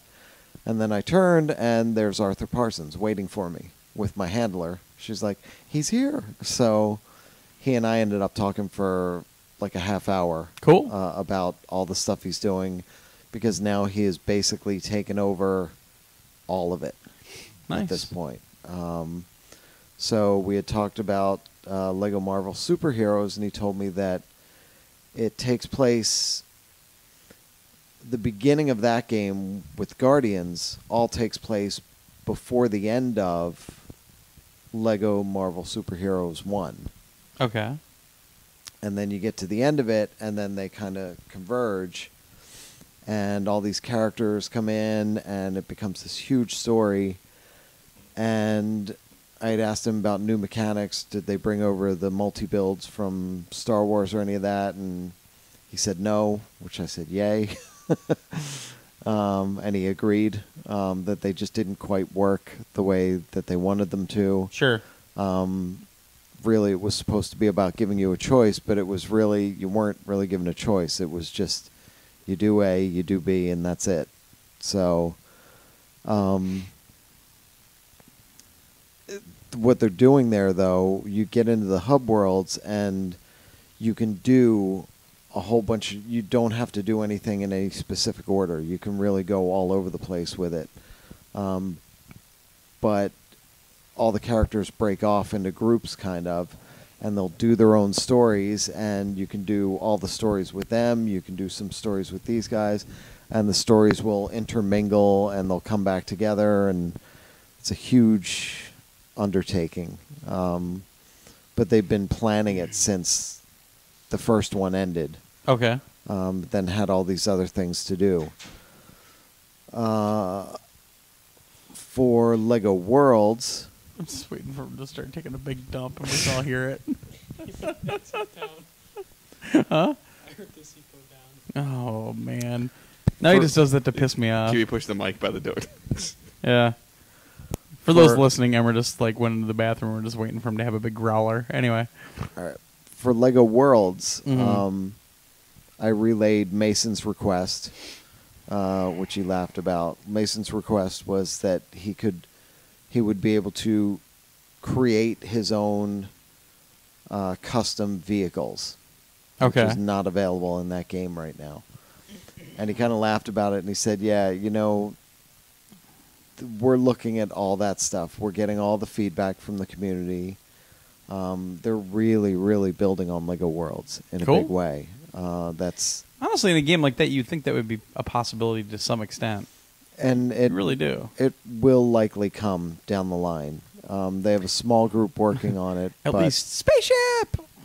Well, that's there now, which freaked me out because one of the sets was a set I had when I was a kid, 1979 Lego Moon Base set, and my brother took it at some point and sold it, lost it, did whatever with it. I don't know where it is. So I was given this for my birthday a couple months ago. Built it with Mason, all excited. It's sitting in the house. I walk into E3, I walk up to the WB booth, and there it is. The exact same set I just built is sitting there, along with the box for one of them and a couple of the other moon-based sets and everything. Mm. And I was talking to him about that, and he was laughing about that. He said, "You have no idea what we went through to track that down over the internet, to track down all those different things and the box and all that stuff to get that, because we couldn't find it anywhere. We didn't have it, and nobody had it." Right. So they were probably outbidding my wife when she was trying to get it for me. Wow. But that's what they've added to LEGO Worlds right now is all the moon stuff. Oh my God, Emra! It's like 60 degrees in here. Holy shit! Sorry. So they've added all that 1970s moon stuff to it. Cool. With the spaceman With the awesome fonts. Oh my gosh, it's amazing. It's amazing. I messed around with that for a little while. But he told me a bunch of stuff that I can't really talk about in public. It's very cool. They have I forget how many different teams now, like 9 different teams working on multiple projects. And what they found, what they're happier with now, what works better for them is they have smaller teams working for longer times on projects so that they can do all these different things. And it's working for them. Everything is just working really well right now for all the LEGO games. So they're all very happy with how it's all going. Cool. As for LEGO Dimensions, and is Wave 9 going to be the end? He said they are constantly reevaluating, and when Wave 9 comes out and it's all said and done, they're going to reevaluate and decide where to go with it. Whether they add on new stuff for the existing IPs, whether they bring in more IPs. Nothing is set in stone right now. They really have no idea what's going to happen with it. So, speaking of Toys to Life stuff, when I was in my last appointment today with Big Ben, a group of people came in, about 6 or 7 people, and all their badges said Disney Interactive. Really? Yeah. They were just there to check stuff out. But I was like, Disney Interactive? What? So, just a little tidbit there. That's weird. Yeah. Yeah. I don't know.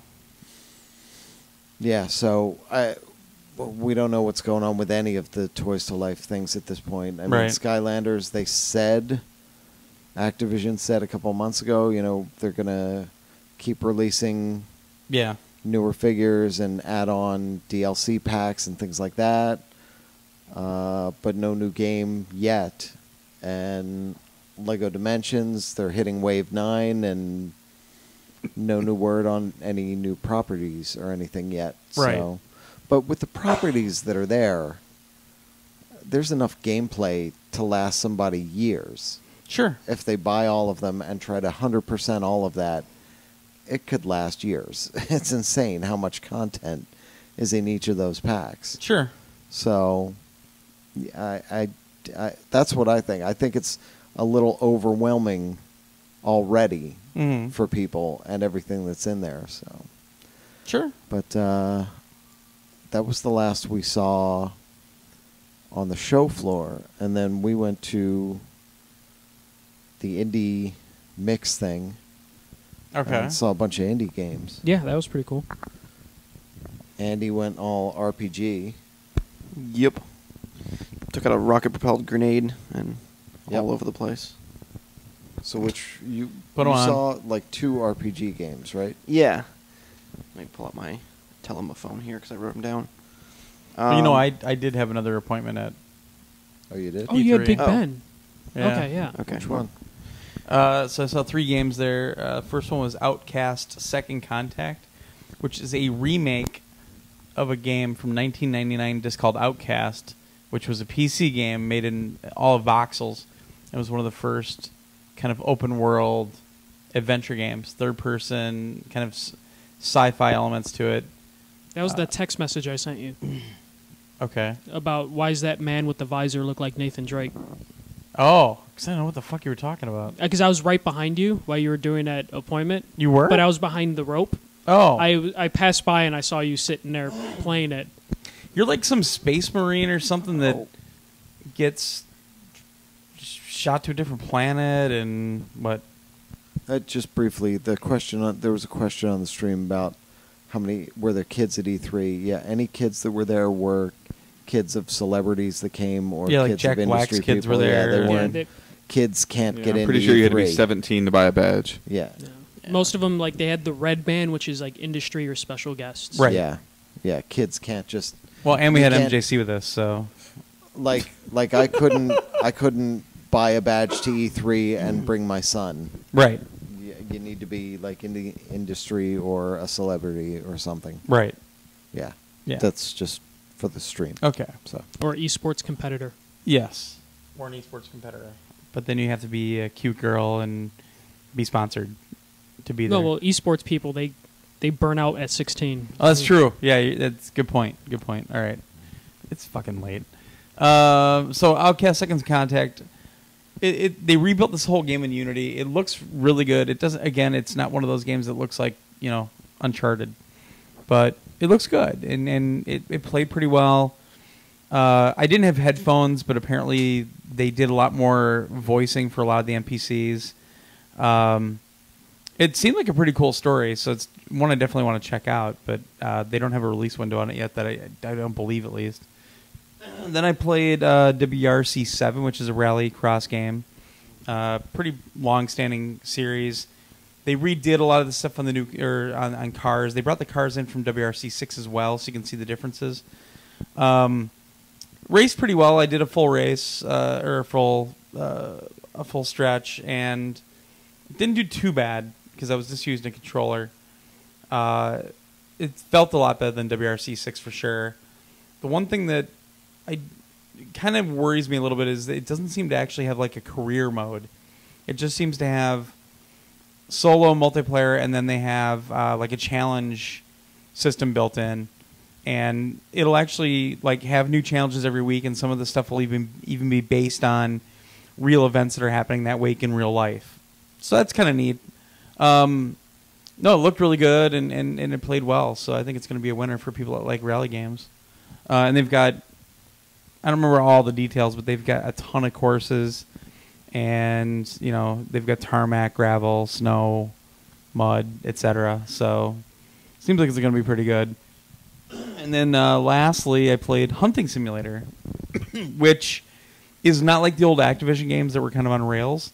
This is one that you can. It's a fully open world. You can walk anywhere, but it actually is kind of more of a simulator. Like you have sprays and like urine to put on yourself to throw off the scent. And I was going to ask about the urine. you actually have to make sure that you're not upwind from or any of the animals. You have to walk really silently, and the people I was watching play it were just like running right toward this shit, and I'm like, do you have a camouflage wallet? I don't know if you have a camouflage wallet. You may have a bright orange wallet, but I don't know. Do you have a camouflaged ammo? Camo ammo? There you go. Didn't see it. Take them off, put them back on. That was a joke about the DLC for that one No, game. there was DLC. Oh, Yeah, that's there was right. camo ammo DLC. That was That's on not that was on the Yeah. podcast. All right, so we'll I let got that one you. go. I got There we you. go. Good. I'm We'll not let that I'm one not go. crazy yet. I got you, brother. I mean, it seemed pretty neat. I don't know if I would play it all the time, but it was actually pretty cool. I mean, I didn't play it very long, but I definitely like to give it a try. But it's got a full day-night cycle. It's got a lot of pretty cool stuff and a lot of different locales. I want to say there was like 10 or 12 different locales and a lot of options. I think it was like 12 or 14 different type of animal you can hunt. From like little rabbits all the way up. Like this dude, I think he was shooting a pretty high caliber rifle and he took out a rabbit, and I'm like, dude, you just exploded it. So, but it's neat. Like you can train with like a tracker, or you can train with somebody to increase your gun skills or your hunting skills. And if you do that, like if you don't train with somebody and you shoot an animal, you can mess up the meat a lot more, or it's Like not a trophy ELEX. anymore. Huh? Like ELEX, the game I saw. Yeah. Yeah. There was some stuff like that in here, though. I don't know.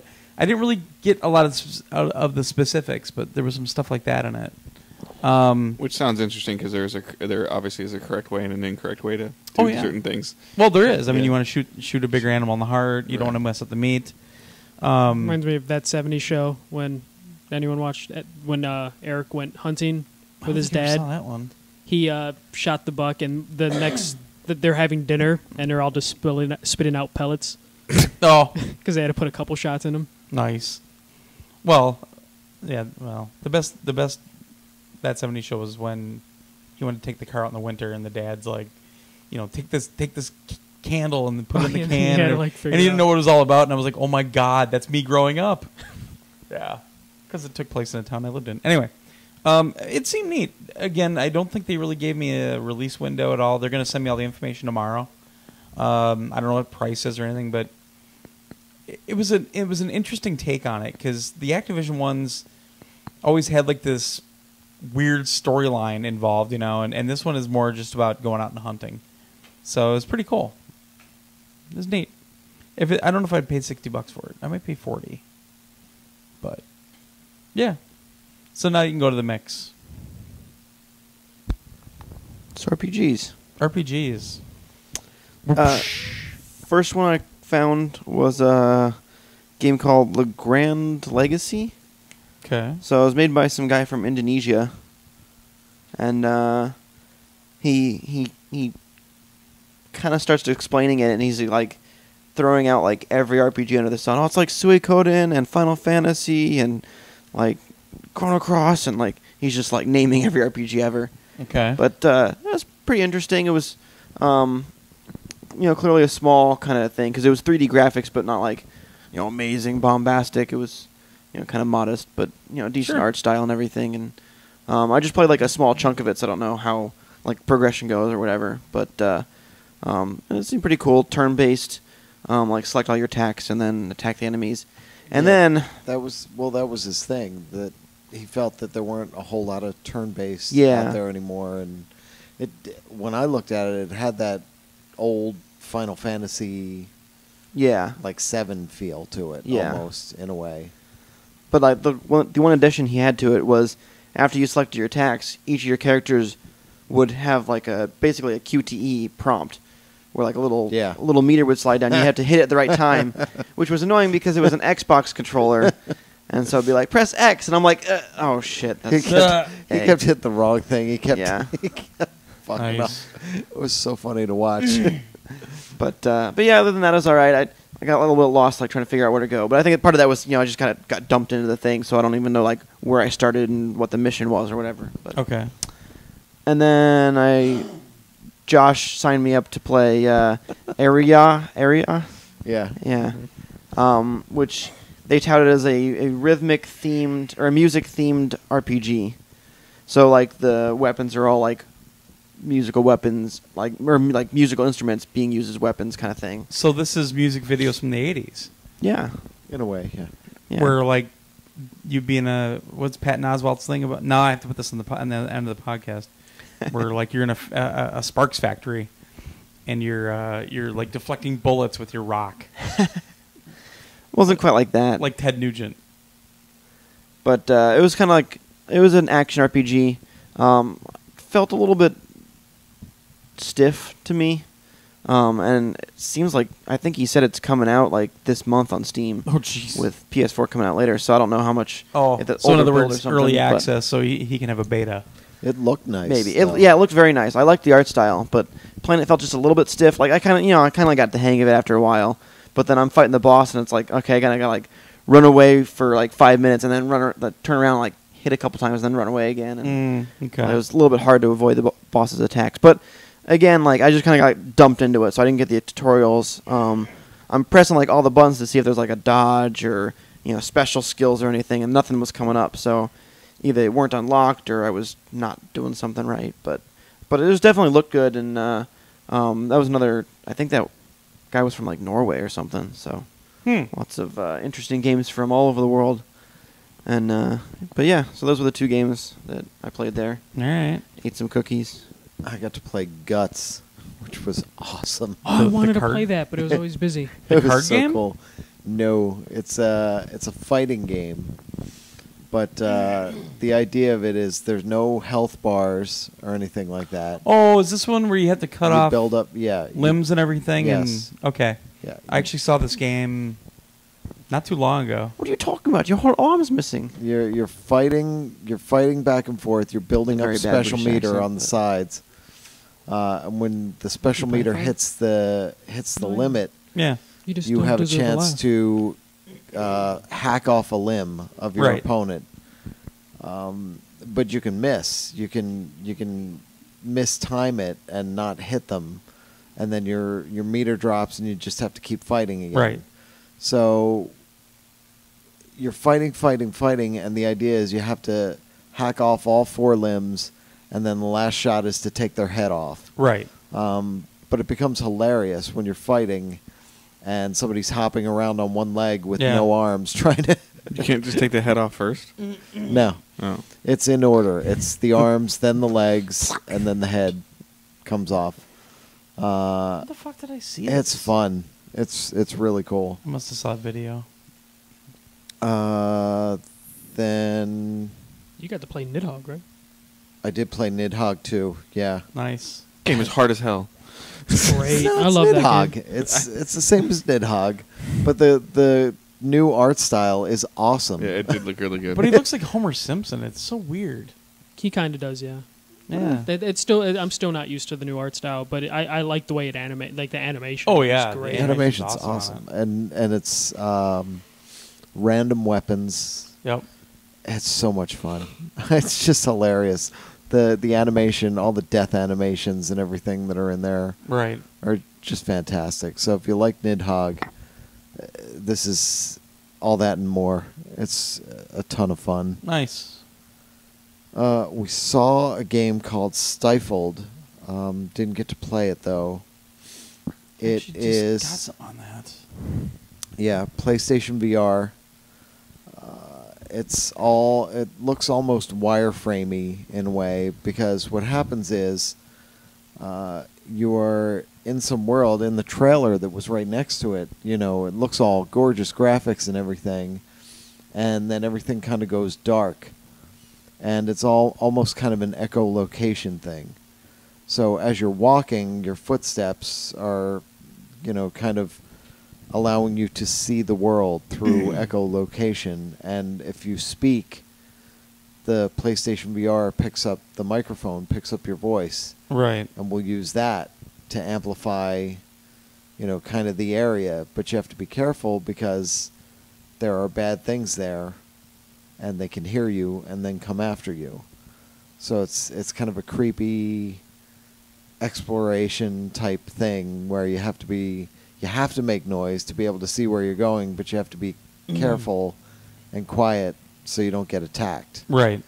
It was a really cool concept, and it looked really good. There was somebody playing it, and we didn't get a chance to play it. We didn't have time, but I talked to the guys, and I wanted to get more information on it and everything, and see what we could do with it. But it looks really cool. Sure. Yeah, it looks pretty cool. I Um, remember seeing this now. and I think that was all I saw or played. I saw a game called Semblance. Okay. That's a platformer, but the trick with that one is the environment, like the platforms, are made of Play-Doh, basically. Okay. So the puzzles are basically manipulating the environment to find your way through to the end of the level. Okay. So there's like a normal platform, and you would just constantly jump up and hit it so you can mutate it to where it can like move up higher. Okay. And stuff like that. I only got to watch it for a couple minutes because the cool thing with the way it was set up is there was a station after station, just like in a big Sure. circle. So I was just trying to hit as many games as possible because they also kind of gave us a time limit of just kind of have to be out by 9 because they have another. Yeah, they had coming another in. wave. Yeah. Yeah. So that game looks cool though. I think that's only on Xbox and PC. So, and then Timed console exclusive. another game I saw was called Distant.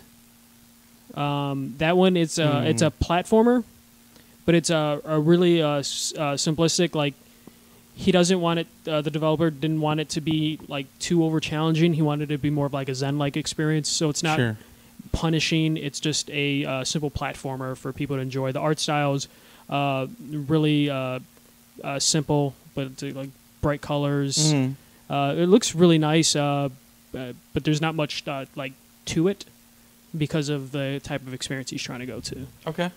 And then I saw I think Emra saw it too. Road Redemption. Yep. Spiritual successor to Road Rash, sort of gameplay, Really? but it's a little bit has more to it now. You have different weapons that you can switch between on your. See, I think that's too much already. G-pad. I think if they're going to try to capture what Road Rash was, they shouldn't go overboard. You got the right swing, the left swing. I don't know if Road Rash had all that. You got a kick that just kind of auto tracks. I don't remember if I was never that big of a Road Rash fan. I was, but when I talked to the guy, I was like, "Well, the only Road Rash I know is 64." He's like, "That's the worst one." I'm It like, is. I am aware it's the Yeah. worst one, but it's the only one I know. Yeah, but I don't think there was a kick in Road Rash. I think you just had right and left hits. Yeah. But remember this one anymore. worked well. Said 16-player online. Yep. Jeez. Um, I don't know how that'll play. All right. Yeah. He said you have multiple weapons on the D-pad that you can Okay. switch between. There'll be some bikers have guns, but I didn't see any of that. So it looks like it might get a little more complicated than it should. Okay. It should just be a tire iron like God intended. Or chain. Yeah. Yeah. That was it for me. What is the one that we played together? We played a game together. No, like you played it and then I played it. Riverbound. Yeah, that's that 2D like 8-bit hero game, right? Yeah. Yeah. So that was River Bond. Bond. Okay. yeah. I knew we got the name wrong. I have the card. It's just not with me. That one, like, I seemed to have some really rough luck when I was there because I would pick something up and I would talk to the person. Hey, do you want to play the game? Yeah, and it was always like, oh, it's Steam Early Access. I'm like, oh, cool. Is it coming to PS4? I hope so. Yeah. Well. Well, that's why I looked on the. Yeah, not all of them had that. Well, anything that said PS4 Yeah. was those were the ones I stopped at. Yeah, well, I those also ones, for me, saw- those seem to have lines. Yeah, I also saw very briefly Shakedown Hawaii. Brian Provinciano was there. Nice. I said hi to him and just took a look because there were people around checking it all out. And I asked him when the PSP version was coming. He said he had it running very, very slowly on the PSP. Nice. He said his biggest problem is that there's only 24 megs of memory Right. on the PSP, so it's tough. But he's actually working on it. That guy's insane. But it looked good. It still looks good. So yeah, it was just showing people some missions and things like that. Cool. But what else? Riverbound. Was that? Yeah, that Riverbound played like a top-down, 3/4 view, 8-bit style game. Not really sure exactly what was going on in it, but you had like a dash mechanic and a slightly twin. There was just a lot of stuff going on. You had a dodge mechanic, a dash mechanic, a shield mechanic, a shooting mechanic, and it was all like a fully destructible, Minecraft-looking what game? 8-bit hero. Yeah. 8-bit hero look to it. 4-player drop in, drop out co-op. It was just kind of like break up all the stuff, get coins, and then we fought this big boss at the end, and it was just kind of just a fun, just something that it's a local co-op only. So Okay. and again, she's like she said that she's hoping that it will come to PS4. Like Sure. they're still working on a lot of the, like I said, everything seemed to be like in Steam Early Access right now, which seems to be the route that most of them have been going lately. Yeah. A couple years ago, it was a lot of stuff was like indies. Were on PlayStation. You'd see stuff early on PlayStation, Yeah. and I feel like it's kind of shifted. But Paid beta on early access. What the hell? Road Redemptions is in early access right now. Yeah. Yeah. Jeez. but it was cool. We saw. I mean, there was a lot of stuff there. Yeah. And anything else? You had the RPGs. Those were the only two I played. I kind of There are a couple other that I kind of passed, but Okay. like I saw that Moonlighter game that I talked about yesterday, but I didn't sit down Lots of and play it mouses again. and keyboards. Yeah, Yeah. and Xbox controllers. Nothing that was scheduled for PS4. That's that sandwich though. What was it? Oh, That turkey sandwich was and scheduled for PS4. provolone What with is a it? cranberry chenoute. What? I don't know, fancy word for jelly, perhaps. There was a sandwich. It was just all like vegetables and like. Oh, it's an actual I thought it was like a sandwich game. It was or like something. a no, it was a croissant. No, they're talking about the food now. Well, no, because like he was like telling me what the sandwich was, and he couldn't explain it well enough. Then I tried it and I bit it. I'm like, "There's no meat in this," and he's like, "I know." There's a, the bread was a croissant, Oh, buttery, flaky. Fluffy. What he's saying is that he took the pork out and then ate it. No man, it was all vegetable, man. All right. It actually tasted On a pretty scale good, of 1 to too. Fat Burger, how was the food there? too small. Healthy. Can we stop for tonight? I'm really tired. Yep. Okay, I good. think that's the end of it. Huh? Yeah, I I think we're think that's done. the end of it. Yeah, it might be. All right. the end of it. So if you're listening to this, this probably came out Thursday night because there's no effing way I'm staying up to edit this tonight. So you on YouTube, you crazy people, you got to check this out early. The YouTube video will be up though, so if anybody asks, we can Holding let them know. strong at double digits. I don't think we've gone below double-digit viewers anytime we've been They all broadcasting. just fell That's asleep. never correct. Of course, by you the know, way. 3 of the Yeah, viewers yeah. are you guys checking in on your Yeah, devices. we've got more people. Yeah. So anyway, all right. Well, thanks for listening, folks. Tomorrow's last day of E3. Our actual schedule is a little lighter than normal, but I'm sure we'll. Everybody thinks so. Usually Thursday is kind of the empty day there. A lot of the industry people have gone home, and Thursday used to be awesome. My personal Feeling. prediction, God, that's how tired I am, is it's going to suck tomorrow because none of those yellow badges are going to go home. They got to get their shit in. Got to get more swag. They're going to start giving swag away. They got to get rid of it. I gotta get that PlayStation app to work. Yeah. Yeah, well. All right, well, thanks much, folks. We'll talk to you tomorrow. Get out there, make some puns. Have a great one. God damn it. You are now awake. Get out there, play some games. Have a great one. You might get 2 podcasts tomorrow night. Talk to you later. Bye. Now I got to get up